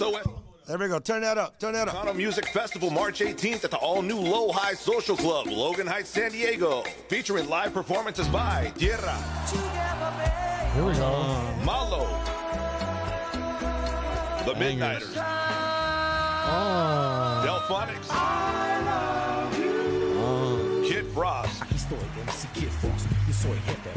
Lighter shade of brown. Hey. Let's Also go. performing live, Conejo, Mr. Shadow, CNG, Dominator, Rocky Badilla, Miss Crazy, Coyote, Finis, Ross May. Get your tickets at ChicanoMusicFest.com. This timeless experience is an all-ages event that will also have Mayan dancers, classic lowriders, mariachi, live art by San Diego's own Dice One. March 18th. Get your tickets at ChicanoMusicFest.com. You don't Let's want to go. miss it, so be there. Exclusive on the Blackout Podcast, Chicano Music Festival, March 18th. XOS and West. I'm going to run it back again. What's up? Hey, but you see how we all felt when we heard that? Yeah. It's good. It's because it's timeless. Timeless. bro. Absolutely timeless. This is huge. You got to tell your mama about this, your tios, your And your we're gonna primos, your do- primas. and That's a dope lineup. And we're going to do this all over the Southwest. Yes. That's hard. You know what That's I'm saying? dope. It's going to be dope, bro. We coming. Excited, 2023 is going to be a great year. We need something like this right here, bro. It's just like, We absolutely do. Yup. And I like the fact that you're incorporating everything about the culture. Yeah, bro. You know, and again, like, I didn't just know Mr. Little One, like, bro, I'm... It's not a back. concert. It's not just a concert / lowrider. Nah, it's an experience, bro. This isn't a bunch of names and hoping people come. Like, this is the culture, bro. Let's open up the phone lines right now since you guys are rapping about it. Let's give them that line, Danny. Yeah, so it's going to be 951-293-4180.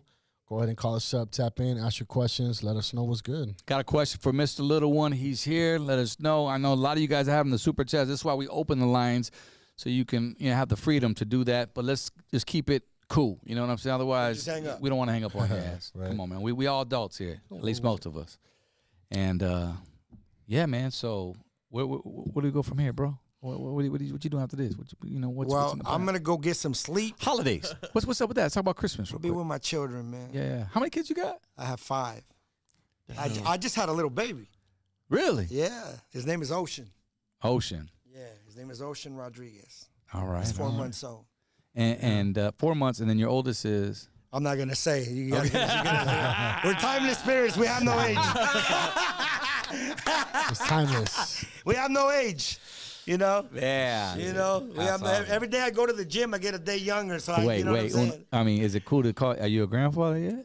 No, dog. You know, I'm not gonna say nothing. Damn. Come on, man. I'm not gonna say anything, bro. We gotta keep that, you know. But It just is- family, man. You know, just family, bro. You know, just be with the kids, man. And, Yeah. and make the best of it. Like I just left a little clip the other day where I heard like a pastor. He was saying, if it's this year, and you're still talking about last year, Right. then you're not living in this year. So if you had a bad Christmas last year, like, who cares? You're not living in the present. Like, dog, yeah, like, make the best out of this Christmas and make sure you don't have another Christmas like you did last Christmas. It's a glorious So take day. take advantage of this Christmas. Yup. That's right. 951-293-4180. 951-293-4180. What up, Floss? Call us up right now. We got Flossie in the Flossie's building. Flossie in the What building. up? Shout out to my brother Flossie. Floss the boss. We go back. Flossie been holding me down for a long time. Bro, it's like at least almost 30 years, huh? Dude, Plus? you know, man, Flossie has done a lot for the game. Yeah. Period, bro. Like, a lot of people don't understand, like, a lot of We the got a hits mic. on the radio. We got a mic. Yeah, we on got a Danny. mic. We got to get Flossie in here. Get him on over Danny's here. mic. Come on, Floss. Just pass the mic over here. Yep.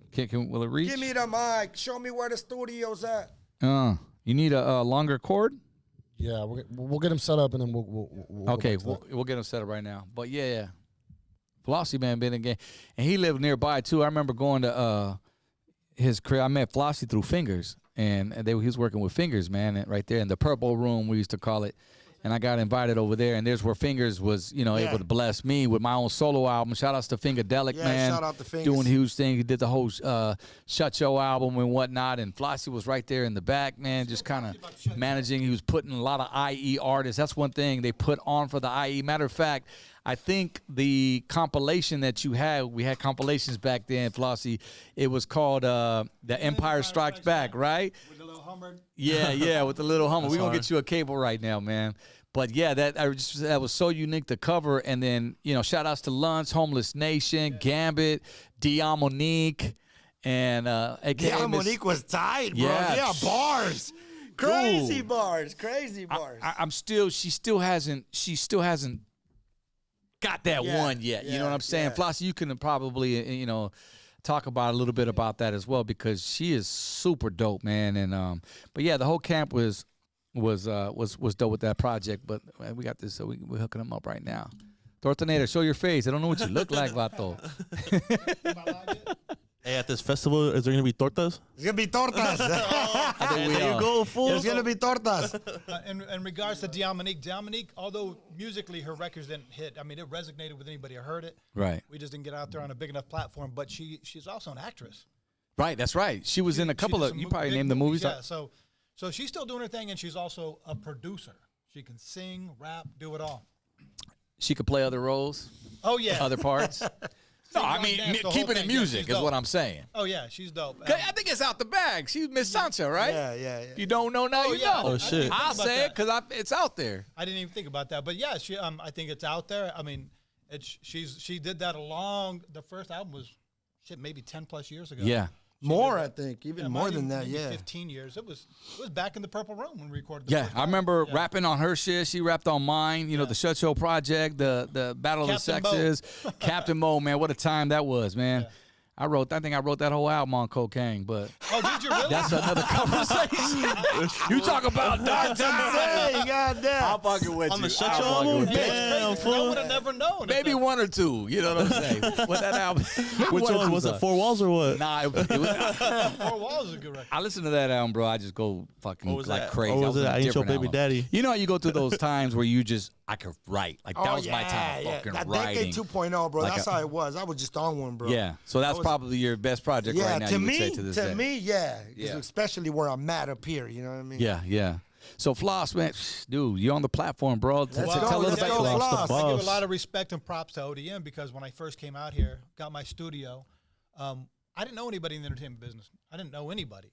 So fortunately, we met you. Right. And you had a studio not too far from my house. Mm-hmm. And you actually gave us gear and loaned us stuff and showed us how to use things in the studio.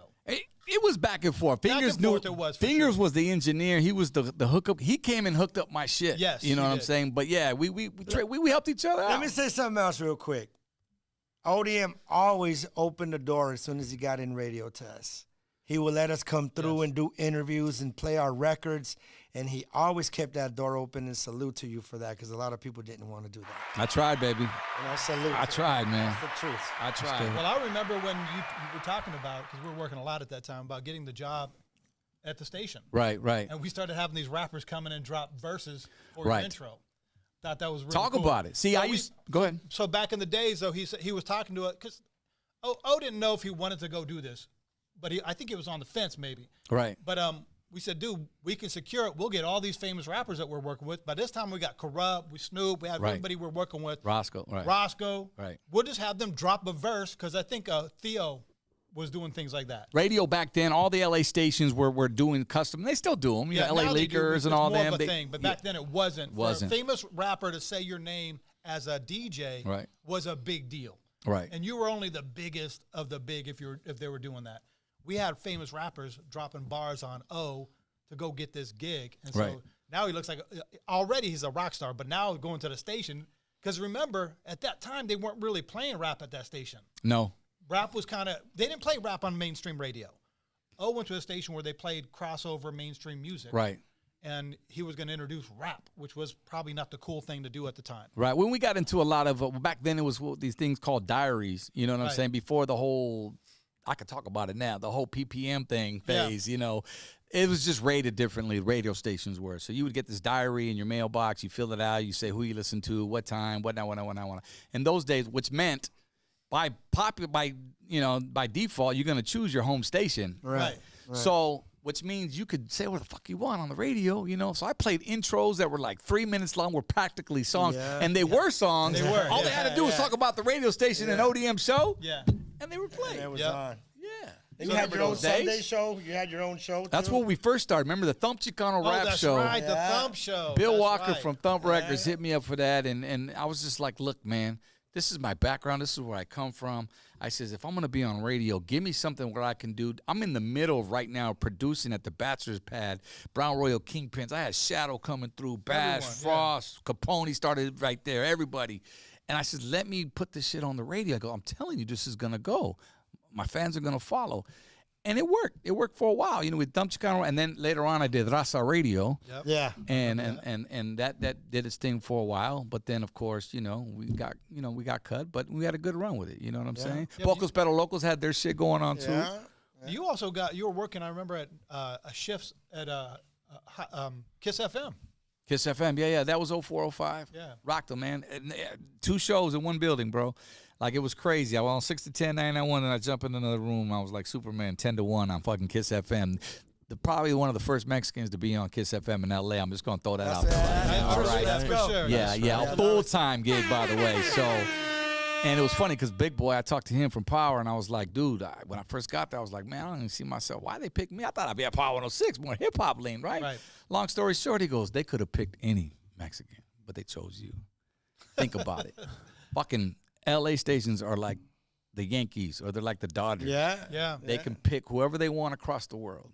And they picked you. So I'm blessed, man. I had a humble but I don't want to turn this shit on me, bro.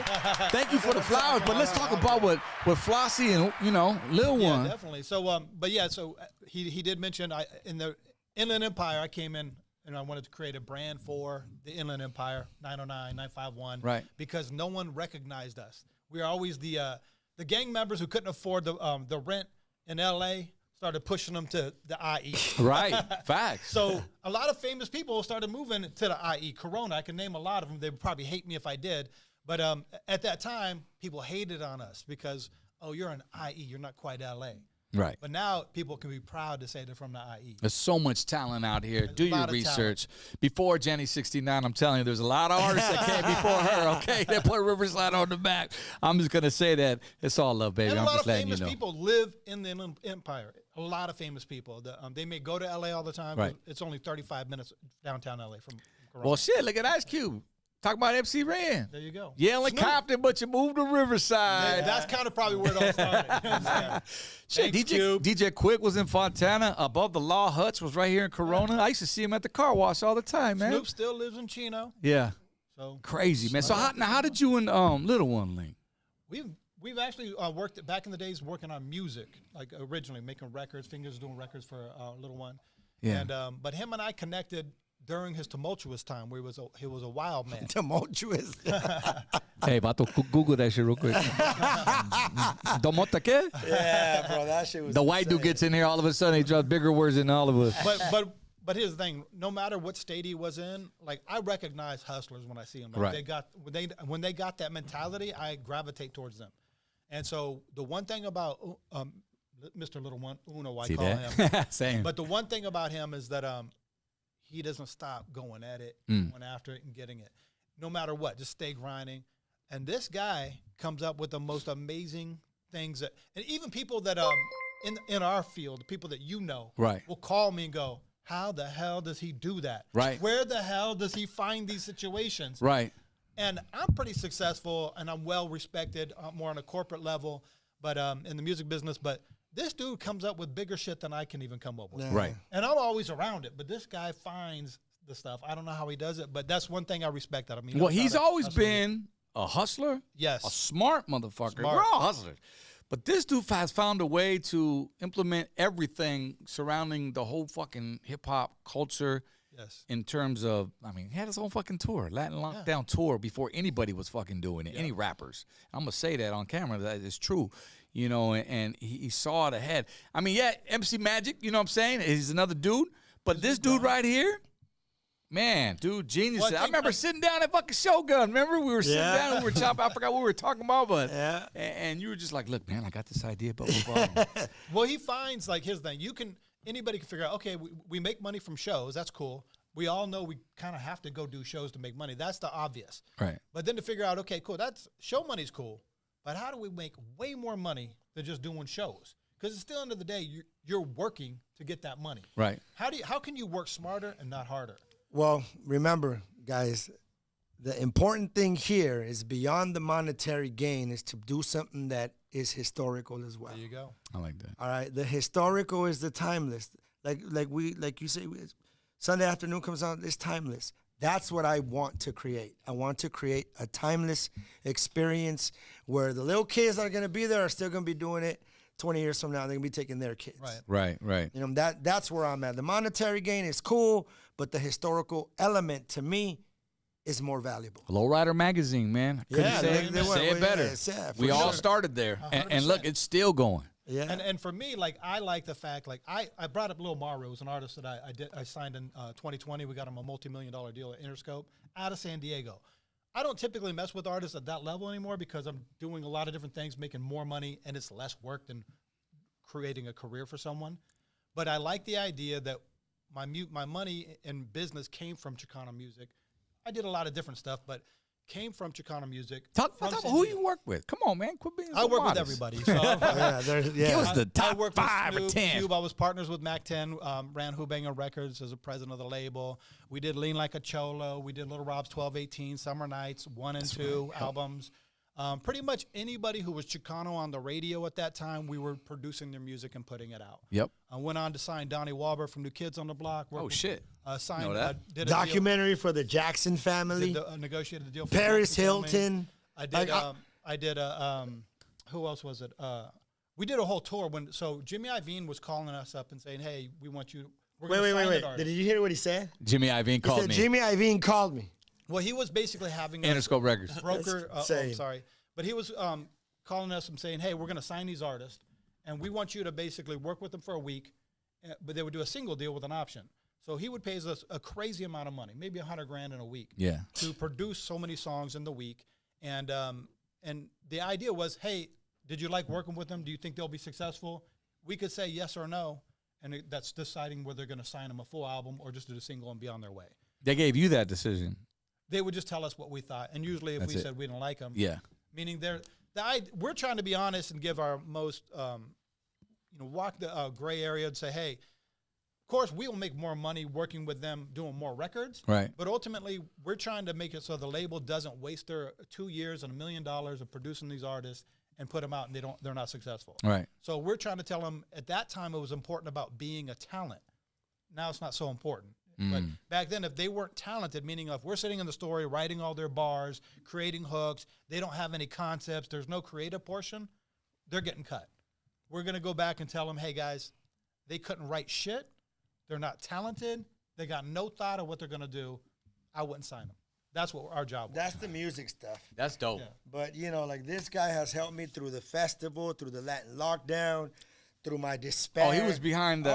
he was with me. He was there with me the whole time. Silent partner over here. I try to be behind He was there with me the whole time. You know what I mean? Even in my darkest times, he was there with me. And, for us to be here now and do this festival and be able to open up the other markets. We have some cool stuff going. Again, it's beyond the monetary game. So he's also working with the Chicano Music Festival as well. He's right next still to me. On it. Yeah, he's right next to me. We still at it. And that's why I'm excited, because it brings it back to Chicano. And for me, the Chicano Music Fest is more, I love the experience idea.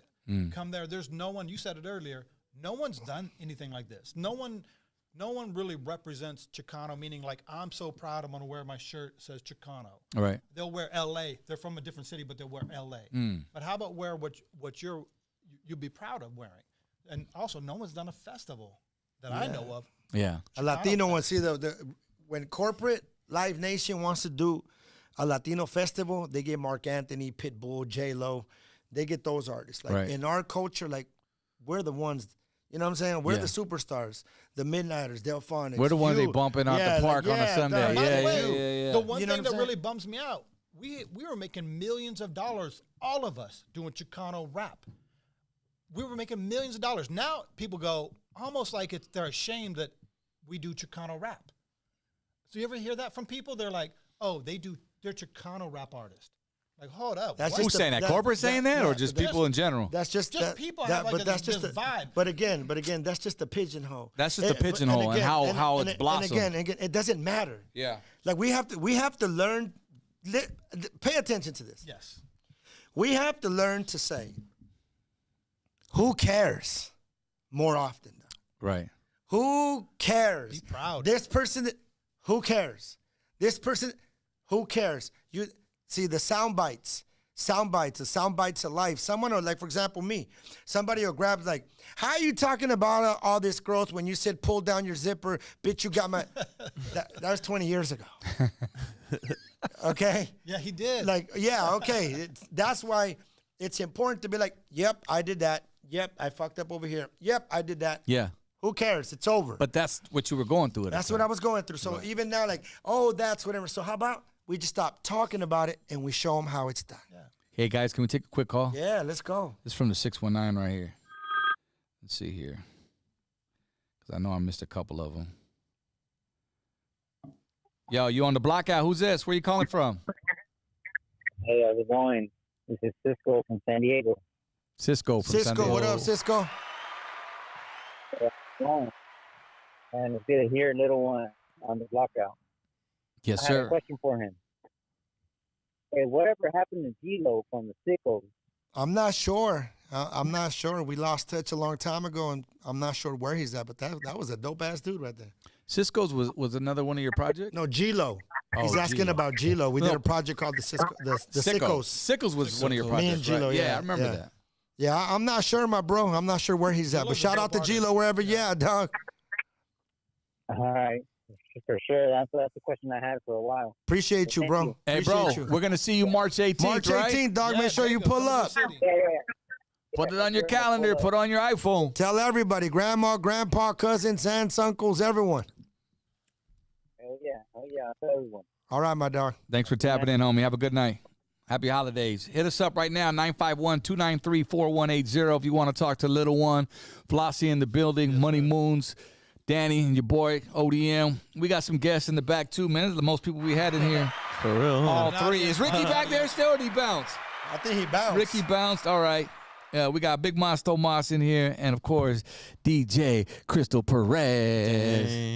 You'll be seeing her face a little bit later on. We'll introduce you to her, but or introduce her to you. Mr. Little One, what else is going on, Fly? So we got this festival. What else in the works, bro? As far as I'm concerned, I got a movie and film distribution company. So my goal lately has been, podcasting. Podcasting. I have several podcasts, but I short also, movies too, or are you doing short movies, long movies, documentaries. I distribute them. If you need if you have content, I can put it out on all the platforms. But yeah, that's what I'm into, doing films. Damn. We need to do that We're gonna do the next Lighter Shade of Brown movie, homie. Yeah, dog. Like, for real. Hey, don't you guys that movie, bro? Hey, fool, don't you got one coming out? Bro. Or you got one in the vault? We got business to talk with ODM when we're done here, bro. You got one in the vault. Hey, I don't know if anybody else does this live on the podcast, but I'm going to go to the bathroom. I'll be right back. Yeah, no, run it. back. So we got this documentary that's been finished since 2016. You filmed it. Filmed it. It was supposed to be an ongoing road to a Lighter Shade of Brown's The reality show? Reality show type, right? Bobby passes away. So they were able to cut it down to an hour and a half. So they made it a documentary. When you say they, who's they? They meaning, Lou Pizarro? Yeah. Operation Repo, my man. He showed interest in the group back in 2016 and says, I want to do this with you guys. I'm going to name it Lighter Shade of Reality, and that's what it was. So he filmed us on a few shows, him and Gilbert Esquivel and Rudy Esquivel, the brother's a comedian, and the brother behind the scenes, came on board, and they started just filming us, man. We went to show and this and that, and, we did little sit-downs, little confessions, whatever. It's like a full-on legit thing. The problem is right now we're trying to get the licensing cleared for the music. That's the only setback right now. Who owns the music? What's another conversation? Because at this point, like, sadly to say, I don't know. I see so many fucking names out there, and that's something that I'm trying to get on board with as far as the music. Who did you do the deal with? It was Well, it was through Polygram. Polygram, Mercury, right. Polygram, then Universal has it now. So our catalog is through there. I don't want to say too much on film because I don't want to know what's going on, but just know that I see all kinds of random names popping up with our music, and I'm now trying to, so we might get some attorneys involved. We need to and try to get that result. But that's the biggest issue why this documentary hasn't been released yet, and it's already been 6 years. You know what I'm saying? Like, it's been waiting. There's a trailer. I promise you it'll get done. You're going to do it right, bro. It'll come to you. I mean, when it is, Expectancy determines outcomes. You're not attached to the outcome. The outcome's guaranteed. The outcome's guaranteed. So, yeah. What was your question again? I was curious, who's paying you the royalties for that? Maybe you can identify. The royalty, well, I mean, I get the sound, go see this, sound exchange. No, I'm talking about from the record sales. It's a different conversation we need to have. We'll talk later. Okay. It's Polygram. No, not a Polygram. It's Universal. UMG. Okay. Yeah. So you're getting royalties from one of the labels from Universal Music Group. I get my gas money every 3 months. Yeah, of course. So I make sure that's what you were talking about earlier. And that check comes, you go, whoa! Yeah, exactly. Praise Lord. But remember, Doc, there is more to you and your legacy and your timeless value. You need to go get it. I might be able to help you. I've been told like that. you need like bro, I'm not just saying this because we're brothers. Like bro, you're a legend, bro. Your whole situation is timeless. Right. Why wouldn't you want to go engage with that? Absolutely. And not just time. for me. The time is now. But my partner too, DXX, before they start coming for me. You know what I'm saying? He's not here, but that's not your that's fault. for both of us. Yeah. You know what I'm saying? Conversation. Right. You know what I'm saying? I know that. You know what I'm saying? Like who else can represent him? There can never be LSOB without him or without you. Facts. Remember, it's only you two that make that exist. No one else. Can we drop a bomb on that real quick? Bakalak. There it is, man. All right, we get in touch. Woo, that was deep right there. We hear that, G? Man. You know, people tell me that sometimes. You're too deep. I'm like, that's probably you're too shallow. Hello. Half cup, half filled, right? I remember DWT Legs be like, 40 ounce. You always got a suit on and I'm 40 ounce. Now be the boss. Hey, D was a character, right? I love him, man. He was like almost like a little Eazy-E type of vibe all the time around. Well, that's what he sounded like. Yeah, he was known as the Mexican but I mean, like, Eazy-E. in person, like he was like hanging out, like yeah. Flossy. Especially when he said "Yo soy my valo," making the killing, like pockets Eazy. fat, rolling cuatro D, khaki down with the baseball hat. Yeah, dude, they thought he was Eazy-E on and our he was track. funny as fuck. Yeah. Hilarious. He got himself out of a lot of situations with that funniness. I tell you, because he only weighs a buck, whatever. He's small, but he just make everybody laugh all the time. Yeah, I miss that about him, man. He would always fucking lighten the room up. But he lives on, especially through you. Yes. I hope so, man. No, we know so. Yeah. Not hope so. It is a fact. Appreciate you, my man. Appreciate fact. you, my man. We got Mr. Little One in here right now. Call us up. Let's talk to some more Gente right now. Drop that number on him. What is it? 951. I know you ain't got a mic, but I don't know by 951-293-4180. There it is. There it is on the screen. We have a little bit of delay here. 293-4180. We need to go eat some food after this. Oh yeah. Yeah, man. I want to take some call. We'll go a little bit longer, man. But hold on. I know I had some shit on here that I wanted to more questions in the vault that I have for Mr. Little One. We talked about the Decade 2.0, Untouchables, Mistahs. That's your project. The podcast, Telescope Room. What's up with that? Bro, Come on, brother. Okay. Man, I love your setup, by the way. So, thank you, man. This guy right here has a lot to do with man, that. that's it. I mean, I saw when you started before the neon light, but when you dropped the neon light, it changed everything, right? Yes. So, again, floss, but anyway, again, and this kind of bums me out, but I'm just going to be honest about it. Like, it kind of bothers me that people don't want to hear about, like right now, the people are like, we want to hear that. Let's talk about the music. Because it's the truth. Yeah, dog. Or and that's they want to hear the drama. Don't get it twisted, because although they're not watching it on YouTube, he's one of the top health streaming audio content in the country. So he ranks high in the audio. visuals, people don't, maybe that's a younger group, but people rolling in their cars Yeah. are listening to that, trying to get some healing. So there is. What's the an audience. demographic, if you don't mind me asking? Go ahead, That Fox. listen. You can answer that better. Demographic 25, 54? plus. So. Okay, yeah, of course. But I'm assuming truck drivers, people going, cruising. Yeah, got time to listen. Yeah. Look, bro. To me, it is very, very important that we stop fooling ourselves. All right, we all make mistakes. We've all regressed at times, but the ultimate objective is to never stop growing. You can invest in real estate and lose. You can invest in cars and jewelry and lose. But you will never in the history of your life lose investing in yourself. You can't add more time to your life, but you can definitely add more life to your time. You had that one ready, huh? That shit was, I knew that was coming. It's the truth, bro. The reason why we named it the telescope room is because talk about it. Because pure, when people are greedy or people are envious of you, they look at you through the microscope.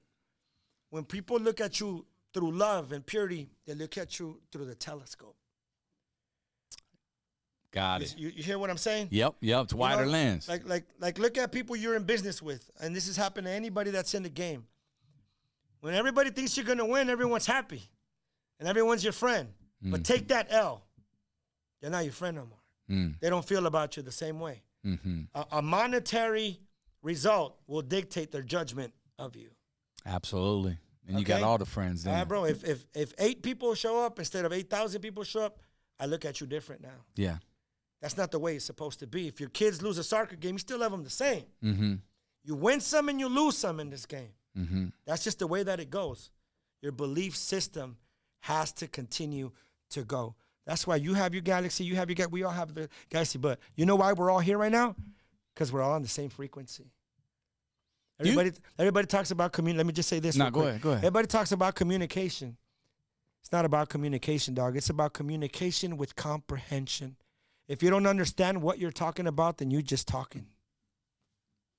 Danny? The truth.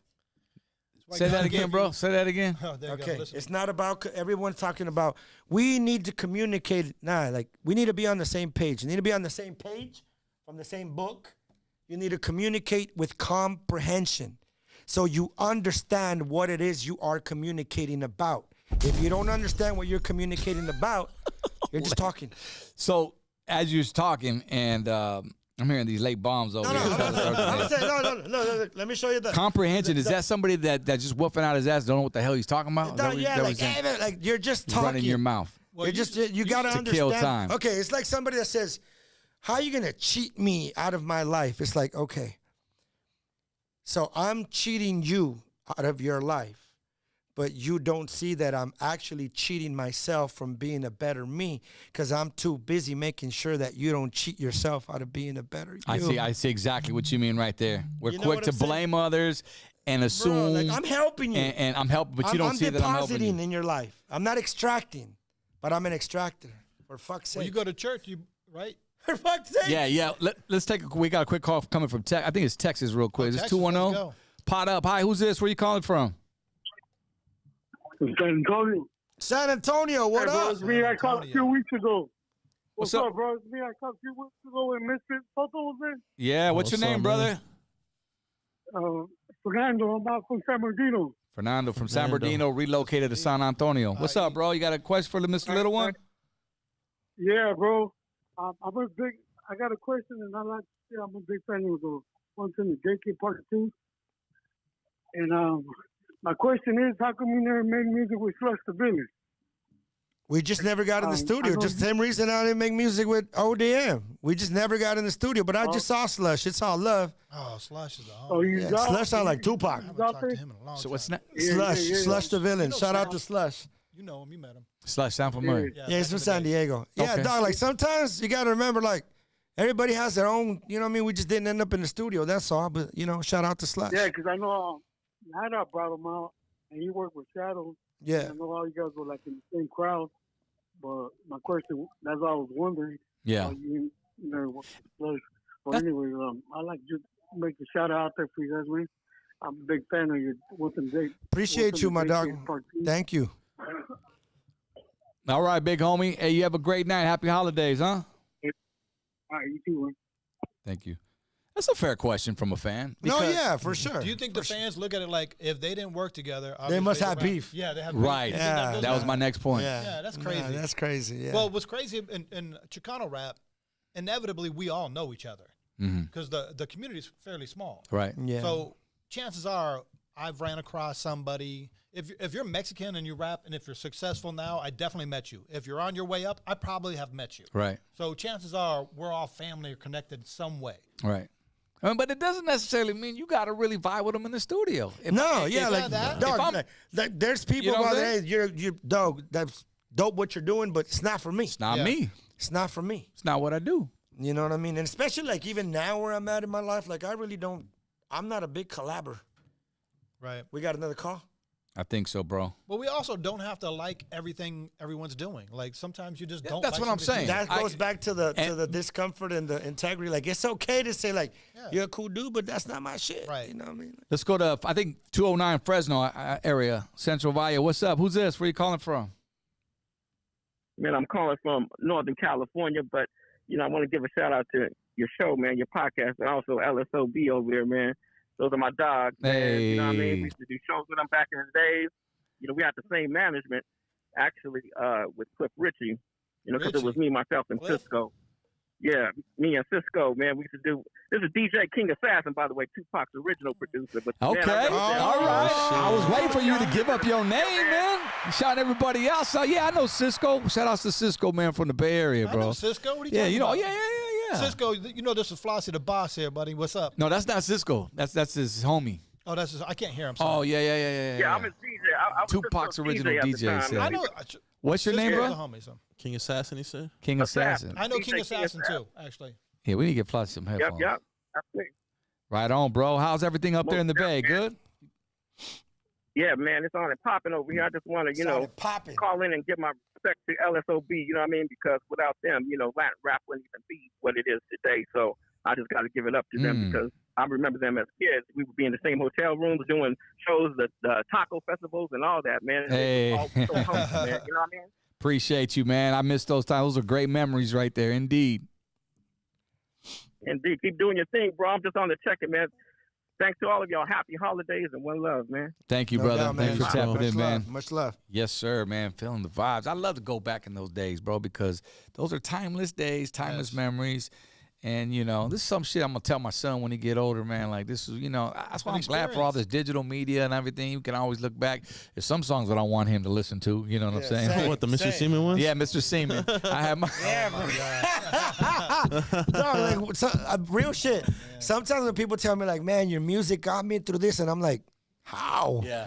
Like, how? You know what I'm Because you saying? was going through the same shit as they like, were, how? bro. You know what I'm saying? Like, damn. Like, sometimes I listen, man, and not only that, but a lot of the earlier music, man, like, I just don't, I'm not a big fan of it. Tupac's records, some of his craziest, most wild, reckless songs, not his pop radio ones, but those are records when I was drinking, I was into, like, and angry, driving around the street. Oh, we remember Flossie with the 40 ounce. Oh, 40 ounce. We remember. But ultimately, yeah, Tupac got me through some shit too. So just not the pop stuff, but the stuff people don't listen to. For sure. Let me ask you, what's your most requested song at shows? They call him Little One. Of course. They call him Little One or the Boogeyman or Every Day We Grow. You have oldies you rap over. Obviously, that's one of them. Your biggest, I would assume, or fair to say. Yeah. And then you got the up-tempo. The spooky stuff. Yeah. I love that shit. Yeah. What do you prefer? What's your favorite out of the two? Spooky stuff for sure. Yeah. The spooky stuff, but I can get down with the oldies because I grew up on them. But they have to be like unique. You know what I'm saying? Yeah. Like, the oldies. Yeah. Did you see that I grabbed? We're gonna go to the chapel. Did you see that I used used on the it Decade? On the Decade 2.0. Okay, I don't think I got that for you. Yeah, I did that. But again, like you have to, if you're gonna grab something timeless, you have to make sure you give it justice. Mm-hmm. Well, you also did the La Llorona. How do you say that? La Llorona? That record's the Spanish. I'll listen to that record every now and then. It's on the same album? Nah. La Llorona's like like back in the day. But it's just great. Because if you listen to his music and you hear, but that's the effortless stuff. How many albums you got? I lost count. Damn. You got a grip of shit, bro. I was going through your shit and And you know that you know what's cool is when you get like your Spotify yearly stuff. Yeah, your streams. To see how much it still plays. Yeah. Millions of streams. Do me a favor. Yeah. Give a shout out to Boo Boo. He's from Rubidoux. Boo Boo, what it do, my broski? What's up, bro? Much love to you, doggy dog. Yeah. Big. I remember we were camping last summer and he was bumping your shit in the golf cart, bro, over there at Campland, Mission Bay. And he was like, bro, you bumping Little One? He goes, fuck yeah, that's my shit right here, bro. No doubt. He loves it. He said, I ain't missing this one. OG Little One. Do you know who that is? Is that you? I don't know who that is. From Logan? No. Oh, the rapper dude? Alex? Yeah. I know who that is. Do you guys ever? Well, you the OG Little One. I mean, I know him since we were kids. When we were kids. Explain that one, so if it's the same person. He had a song, because I was searching another song that you did. You had said in another interview that you were rapping something like in the late 80s. And you go, it's on YouTube. So I was looking for it. So it's the Requiem intro. That's the one that I was looking for? Or that's the one that you didn't know you were looking for. Okay. That's what you want. That's what you were searching. Yeah, I still want to. Yeah, I still want to. So if you look up, if you go to my album, The Requiem, you get a clip of when I did a neighborhood rap when I was 12 years old. Right, that's what I was looking for. Okay. Yeah. So he was Little One from the other side. Okay, that's fair. That's who he was, right? But I went on and did my thing, and I was just a question because I saw it and I go, nah, that don't sound like, because it sounded older, like an older song, but I wasn't sure. Yeah, I don't know if he ever went and like really pursued it or not, but I haven't seen him since Ronald Reagan was president of the United States. Yeah, that was a long time ago. What was that, fool? Being from San Diego, what's cliche as it sounds, man, but what's the dopest taco spot to eat at? I would say 25th you're so close to the border. 25th and Market. You mentioned that in your song, right? 25th and Market, dog. Alberto's right at 25th and Market at Alberto's, bro. That's the place to go. But top three. I'll give you top three. But there's Alberto's in every city. No. This is at Alberto's. This is Alberto's. This is Alberto's. I don't know what kind of food they have. Filiberto, Humberto. Alberto's. So Alberto's. 25th and Market. 25th and Market, Southeast San Diego, and Sherman. It's safe now. Yeah. Y'all can go. It's safe now. It's safe. So 25th and Market, Roberto's on Idaho and El Cajon Boulevard. Roberto's. Bomb. And Cazadores in Santee, bro. They have the sour cream guap.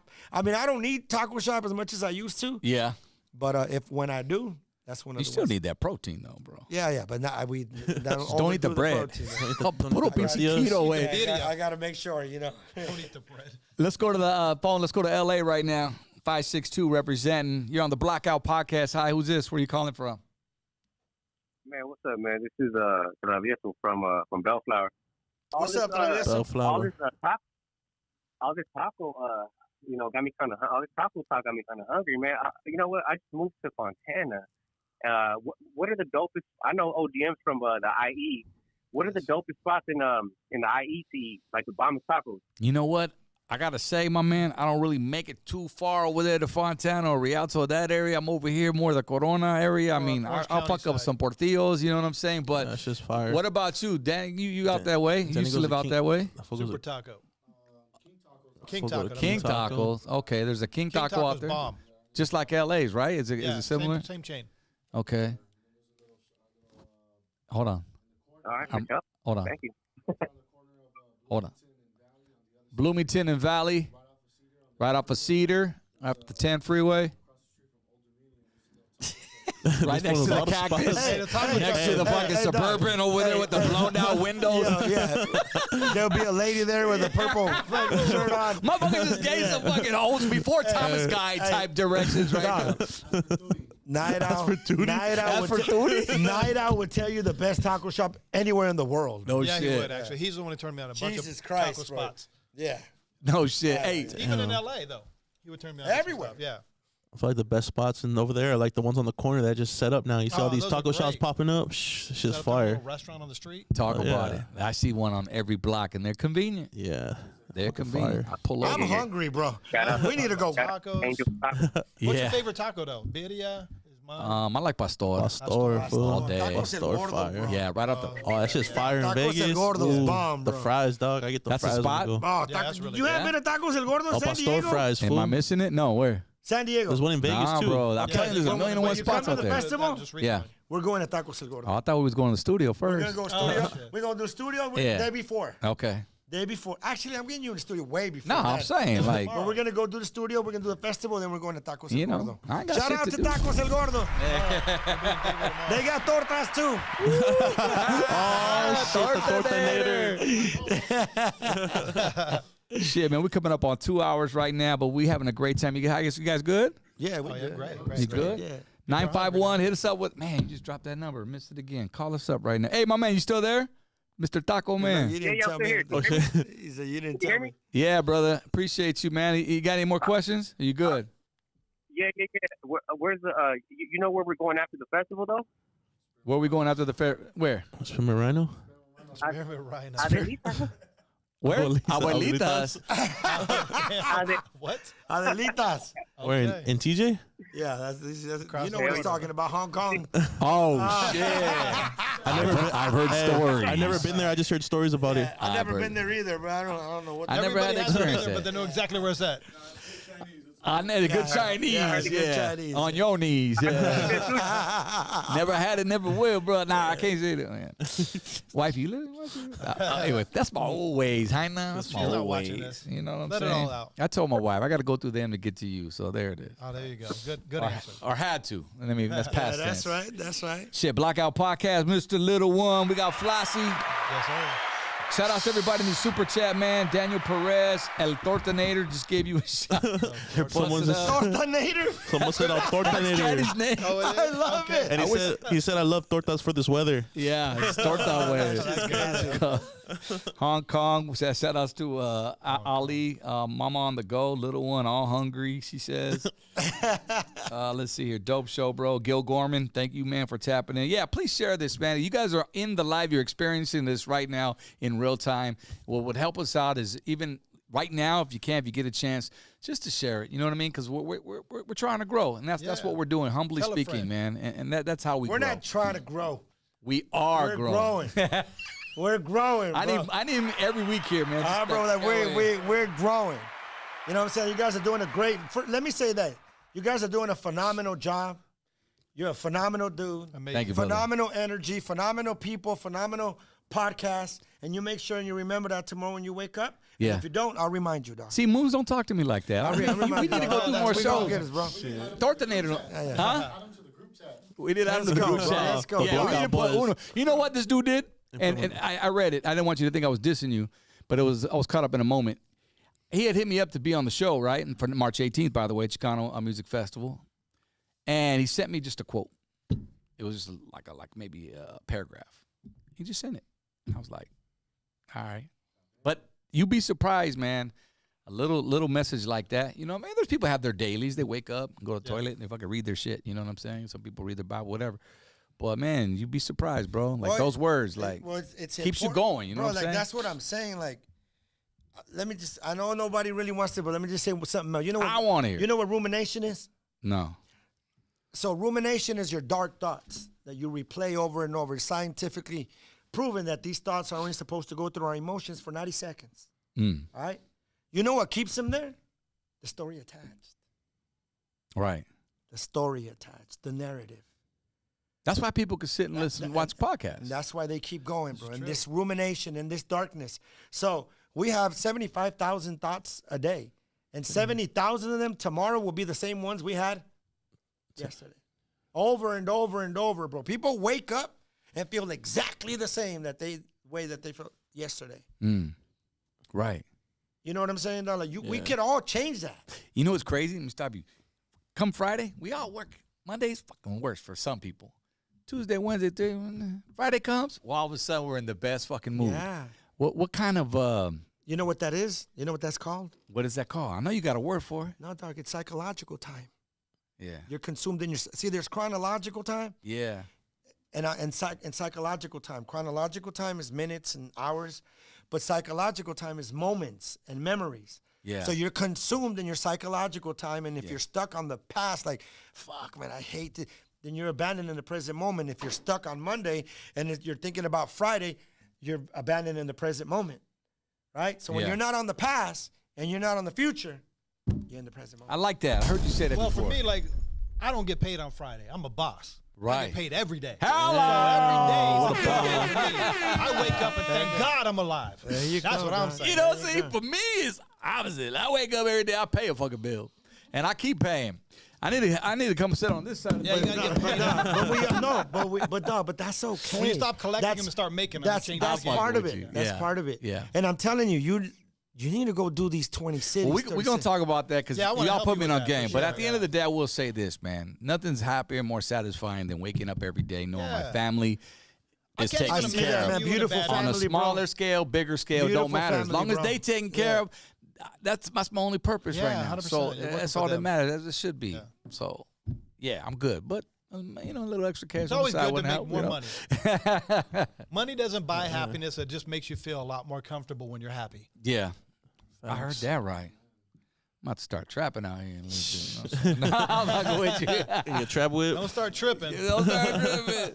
Mr. Little One, hit us up right now, man. Come on. 951-293-4180. It's like I don't want the conversation to. Oh, we can keep it going. I got the we talk about the telescope room. I'm going down my shit right now, man. Telescope room. We're gonna do a whole You Are Free project next year. It's gonna be on mental growth. Shout out to Joanna over there in San Diego, the top psychologist, her husband, her family. Shout out to them. Yeah. She's the president of the Psychological Association in San Diego. Yeah. We're going to go do a tour next year. I'm on mental health, mental growth. Dope. You'd be the perfect spokesperson, man. We're going to go do it, bro. Just saying that. Everybody has a story. Be proud of your story. Don't live on your shame and your regret. Like, use that shit to make you better. You know what I love about going speaking to other places, especially to the youth. I love the youth because next time you do something, next time there's something, please invite me. I will absolutely. Yeah, please invite me. King Little G came out once years back when he started. We did the youth conference here in downtown Riverside. Man, all the at-risk youths would come out. I love working with them because the kids come in. You know why? They could relate to you for sure. Yeah. They can't relate to the caller. They can't. You know what I'm saying? That's why they bring in people that are from the city, even better, and they walk in with a T-shirt and a hat, and they tell their story. Those are the best stories. And I think, man, you got the gift of gab, Uno. You got the gift of gab, brother. I appreciate. I watch your shit, even on your fucking IGs, bro. Like every one of them, that's all it's been, and I love it. I look forward to it. Fucking 30 seconds, man. You can change somebody's life. Let's go to the phone line real quick, man. We got another caller right here on the line. Let's go. It looks like it's SD in the building. Hi, who's this? You're on the Blackout Podcast. That's the homie from the city. From the homie from the city of Escondido. Escondido. What was your name, brother? It's the homie Kike from the city of Escondido. My bad, bro. Nah, no worries. Kike, what's up, broski? How you doing, man? What's up, little one? What's up, Flossie? What's up to your co-host, Odie? What's up, G? Money Moons. Yeah, just a quick thought, homie. It's a breath of fresh air, doggy. I've been following your whole career, little one, but it's a breath of fresh air to see somebody pull themselves out of the hole that they're in and fucking flip it around, bro. So I just want to let you know it's real inspirational and shit, and just keep pushing forward and keep dropping dope ass content, bro. No doubt. Thank you, man. I appreciate you, man. A lot more than you know, man. I appreciate you. Thank you, bro. And keep on going. Yeah, I just got one question though. Yeah. Yeah. Are you ever gonna put out material with Shadow again, like anything with the Mistahs or anything like that? Oh yeah, we're working on that project now. So the new Mistahs project will be out, man. Me and Shadow got some cool shit lined up for 2023. All right, excuse me. Hey, is that fool still staying out here in the city too? I don't know where, dog. I can't say where he lives here. Yes. I know he's an Esco, bro. I know that for a fact. But I just said that fucker's still living out here and shit. I don't know, dog. The game is to be sold, not told. Sold, dog. Yeah. Hey, homie, but we will see you March 18th. The project will come out, my dog. Right? For sure. March 18th, too. March 18th, dog. Make sure you pull up to the festival, dog. It's gonna be on it, cracking Tierra Malo, Delphonics, Midnighters, Lighter Shade of Brown, Conejo, Shadow, Rocky Padilla, Kid Frost. It's gonna be on it, cracking, dog. So pull up. And Mr. Little One. Mr. Nah. Hey, where's it gonna be at? Shaking hands. On 2995 Commercial Avenue, dog. You'll hear it all over the radio here soon. All right, gracias, man. All right, dog. Respect. Later, brother. Shout outs to Momo on the Go 101. She says little one is teaching us all something new. No doubt, Momo. Is that Momo from the JR and the Crew? Danny's homegirl. The Tortanator. That's a great name. That's a good name, bro. Yeah, you should make shirts, bro. Yeah, I was about to say the shirt with a torta, torta and just put Nader. Who does? Yeah, I know. Duno. Oh, yeah. Oh, does he? Oh, okay. Okay. I'm killing it already. Hey, I got to mention this name because we haven't talked about him yet. Very important because you've worked with them. Royalty. Yeah. Oh, yeah. You still have relationships with him? Yeah, Royal's cool, man. Yeah. You know, again, I got to give Royal his props. You know, Royal, he was around through my darkness, too. He did a lot of good things for me. Yeah. You know, I released the Boogeyman album through Low Profile Records. Right. You know, and, he was a solid dude in the game. You know what I mean? He did a lot of good things for a lot of people. He put Rob on. He put me on. He did a lot of good. He paved the way for me to learn how to be a businessman in the music industry. You know what I'm saying? Because I saw him doing it, getting his distribution, releasing compilations, releasing albums, getting artists together, developing them. Right. And I got the blueprint from that too. You know what I'm saying? So shout out to Royalty. Yes. I think he's a smart individual, as we all know, such as yourself. And for somebody like that, and to be, I'm gonna say it, of the culture, doing it like that in the corporate atmosphere, bro. Yeah. For sure, dude, and we're talking like late 80s. Oh, no, he started as a rapper, and then he went, I'm a big up Royalty. A lot of y'all like to look down on him, but whatever business ventures is, but the dude, he has made a name for himself. Royal, since we were young, business world. He was about his business. Yeah. You know what I'm saying? Like, all that I could say is some of the biggest checks I ever got in the music game was through Royalty. Damn. Yeah, he was actually one of the first people to have major distribution. Right. Yeah. In our community. And he brought everybody in. Yeah. You know, I mean, it's like, when I did business with Royal, you know, it was a dark time in my life. Yeah. And, you know, like I was able to pull myself out of that and put myself in a better situation when I saw that, you know, what I was doing was working. Right. But it was working because when somebody believes in you the way that you believe in you, then the project's going to work. Right. You know what I'm saying? So he believed in me, bro. Like, you know what I'm saying? The way that he would bring out the best in me when we go to the studio. He was that dude in your ear, just like you and I right now. Just like, he'll bring the best out of you. He'd be like, hey, what are you doing, man? Why are you doing that, man? Come on, let's go. You know what I mean? And so shout out to Royalty, man. Royalty. I actually still talk to him on a regular basis. Yeah. I don't talk to him as much. Yeah. You know what I'm saying? But we talk once in a while. Yeah. You know, Royal still Royal. You know what I'm saying? What's up? It's Royal. He just keeps me entertained. I love talking. Royal's hilarious. Royal will be like, what are you doing? I'll be like, I got to go, broski. Yeah. Much love. If anybody knows about the game, it's Royalty. Whether you think he's not knowing, he's knowing, man. Yeah, he knows. Off top. So that's dope, man. Shout out to Low Profile. They've been doing it for so many years. Shout out to Steve Vicious, too. Yeah. Steve Vicious, man. Great producer. That's Dr. Dre right there. We need to get him on, man. He's been doing it. Yeah, you got to get him on here, bro. I'm holding you to this, bro. We're going to the studio, me, you, and Shadow. Yeah. Is he still in the... He's still in the same place. I remember I met Little Rob for the first time at his spot when I did that 61909 with Shadow, and Rob was there, and that's when I met Steve Vicious, and you know he was peeping me on some game because I was producing at the time, and he was giving me some tips, bro. But yeah, he's dope. He's very fire. talented guy. I'm glad that you heard Decade 2.0, bro. Oh, I had to. I had to see what the $100 was about. Yeah. Bro, don't make me show you. Don't make me show you. Well, what you gonna wait? Yeah, we gonna show me. You got some more shit or what? No, he's talking about how much money he's making. How much money I made off that, bro. Like I'm telling you, the $100 work. You are a timeless person, bro, with timeless 100%. Music. We need to talk. Well, look, here's the thing. People have asked me time and time again, because you know, especially the older heads, they want new music from us. Hey, we missed this out. Because today, let's face it, you know, it's hard to familiarize. It's not music. It's not, you know, it is what it is. Different conversation. But it is what it is. But I've then reached out time and time again.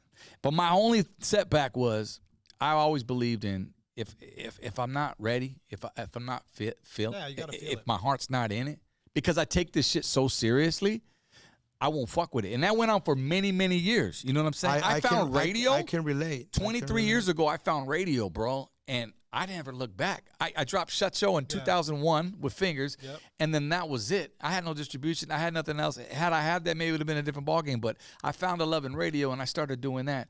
I didn't do a feature in years, bro. I didn't even want to get back in the studio. It's like I did my thing. That was it, lighter shade of brown. And but don't you sit around and sometimes go, man, I feel like writing a song? You ever feel that? I might, get a couple in me, and we'll be freestyling on the road. We'll bust some shit. This was always trying to get me to do music. What you need to do is just come to San Diego. I promise you. Yeah, that's it. It's gonna be game over after that. Yeah, come on, some heat. Remember, and I will say this, and you can only say this about certain people, and I mean this. There's only one ODM. Only one. There's only one ODM. There'll never be another ODM. Oh. There's only one of you, Docs. Hey, you need to drop that, bro. There's only one ODM. Won't be another ODM. Appreciate that, shit. G. Appreciate that. No, dog. It's real shit. You need to go do something with that, my bro. Yeah. You know what I'm saying? Real shit. But you coming to San Diego, so I ain't worried about it. Well, I just happen to have a track right here. Let's go. Me and DXX did. Should I yeah, play that shit. Now you play that shit. Hey, just a little teaser. They're gonna screenshot it for it? Okay, just play your verse. Come on, let's play. Hold on. This is. Is it available? No, it's not even out yet. It's not even out, It's a bro. lighter shade of brown song right here. This is a song that I've been holding on to for like maybe 3-4 years, bro. Who's first on that? You? Yeah, this was Don't during play the whole thing. Nah, just play your hell verse. no, man. What's it?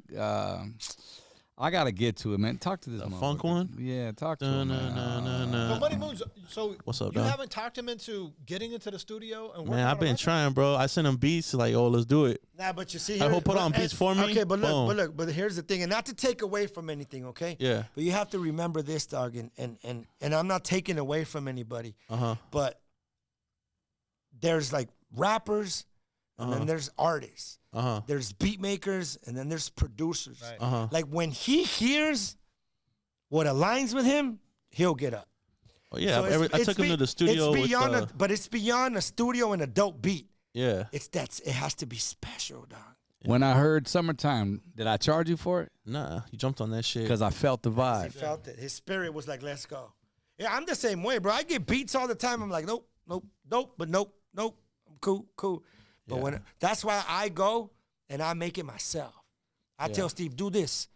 You know what I'm saying? I do the same thing. People send me beats. They want me on the records. I'm just like, when I hear it. It's got to be special. And not only that, but like, this is a legend right here, bro. It's like Smokey Robinson type. Smokey Robinson got to go to the studio and get that Smokey Robinson shit. Right. Oh, yeah. You know what I'm saying? Yeah. Same thing. You hear Mary Wells, somebody got to be able to match that. Yeah. You know what I mean? So not to take away from any other artists or anything like that. Yeah. But I'm just saying, like, there's levels to the music. Not that one's better than the other, but sometimes it's just depending on the artist. Yeah. All right. Let's hear it. Let's hear it. It's just some like lighter shade shit. Come on. Some funk. Let's go. Turn it up, man. Dominator music. Shout out to Dominator on the track. Oh, Dominator. RJT. It's sun up till sundown. The party stays up now. Ultra bright light, champagne chilling on ice. The beat keeps on bumping as we came to function. I just wanna let loose and go home with something. Yeah. Not a shame, we're a celebration. We back in the game, no hesitation. Who want it with a group that's so diverse? Some ODM got you hooked with another verse. 2020 Latin active, funking up the spot. Put your phone away, don't worry about the clock. This is for the ladies and G's on the block. It's puro familia every time we drop. Go ahead, pour another shot on the rock. This absolute vibe got your girl feeling hot. She posted for the gram, girl, get your lights up. Yo, Dominator, hit her with the funk where they hyped up. It's your birthday, it's your birthday.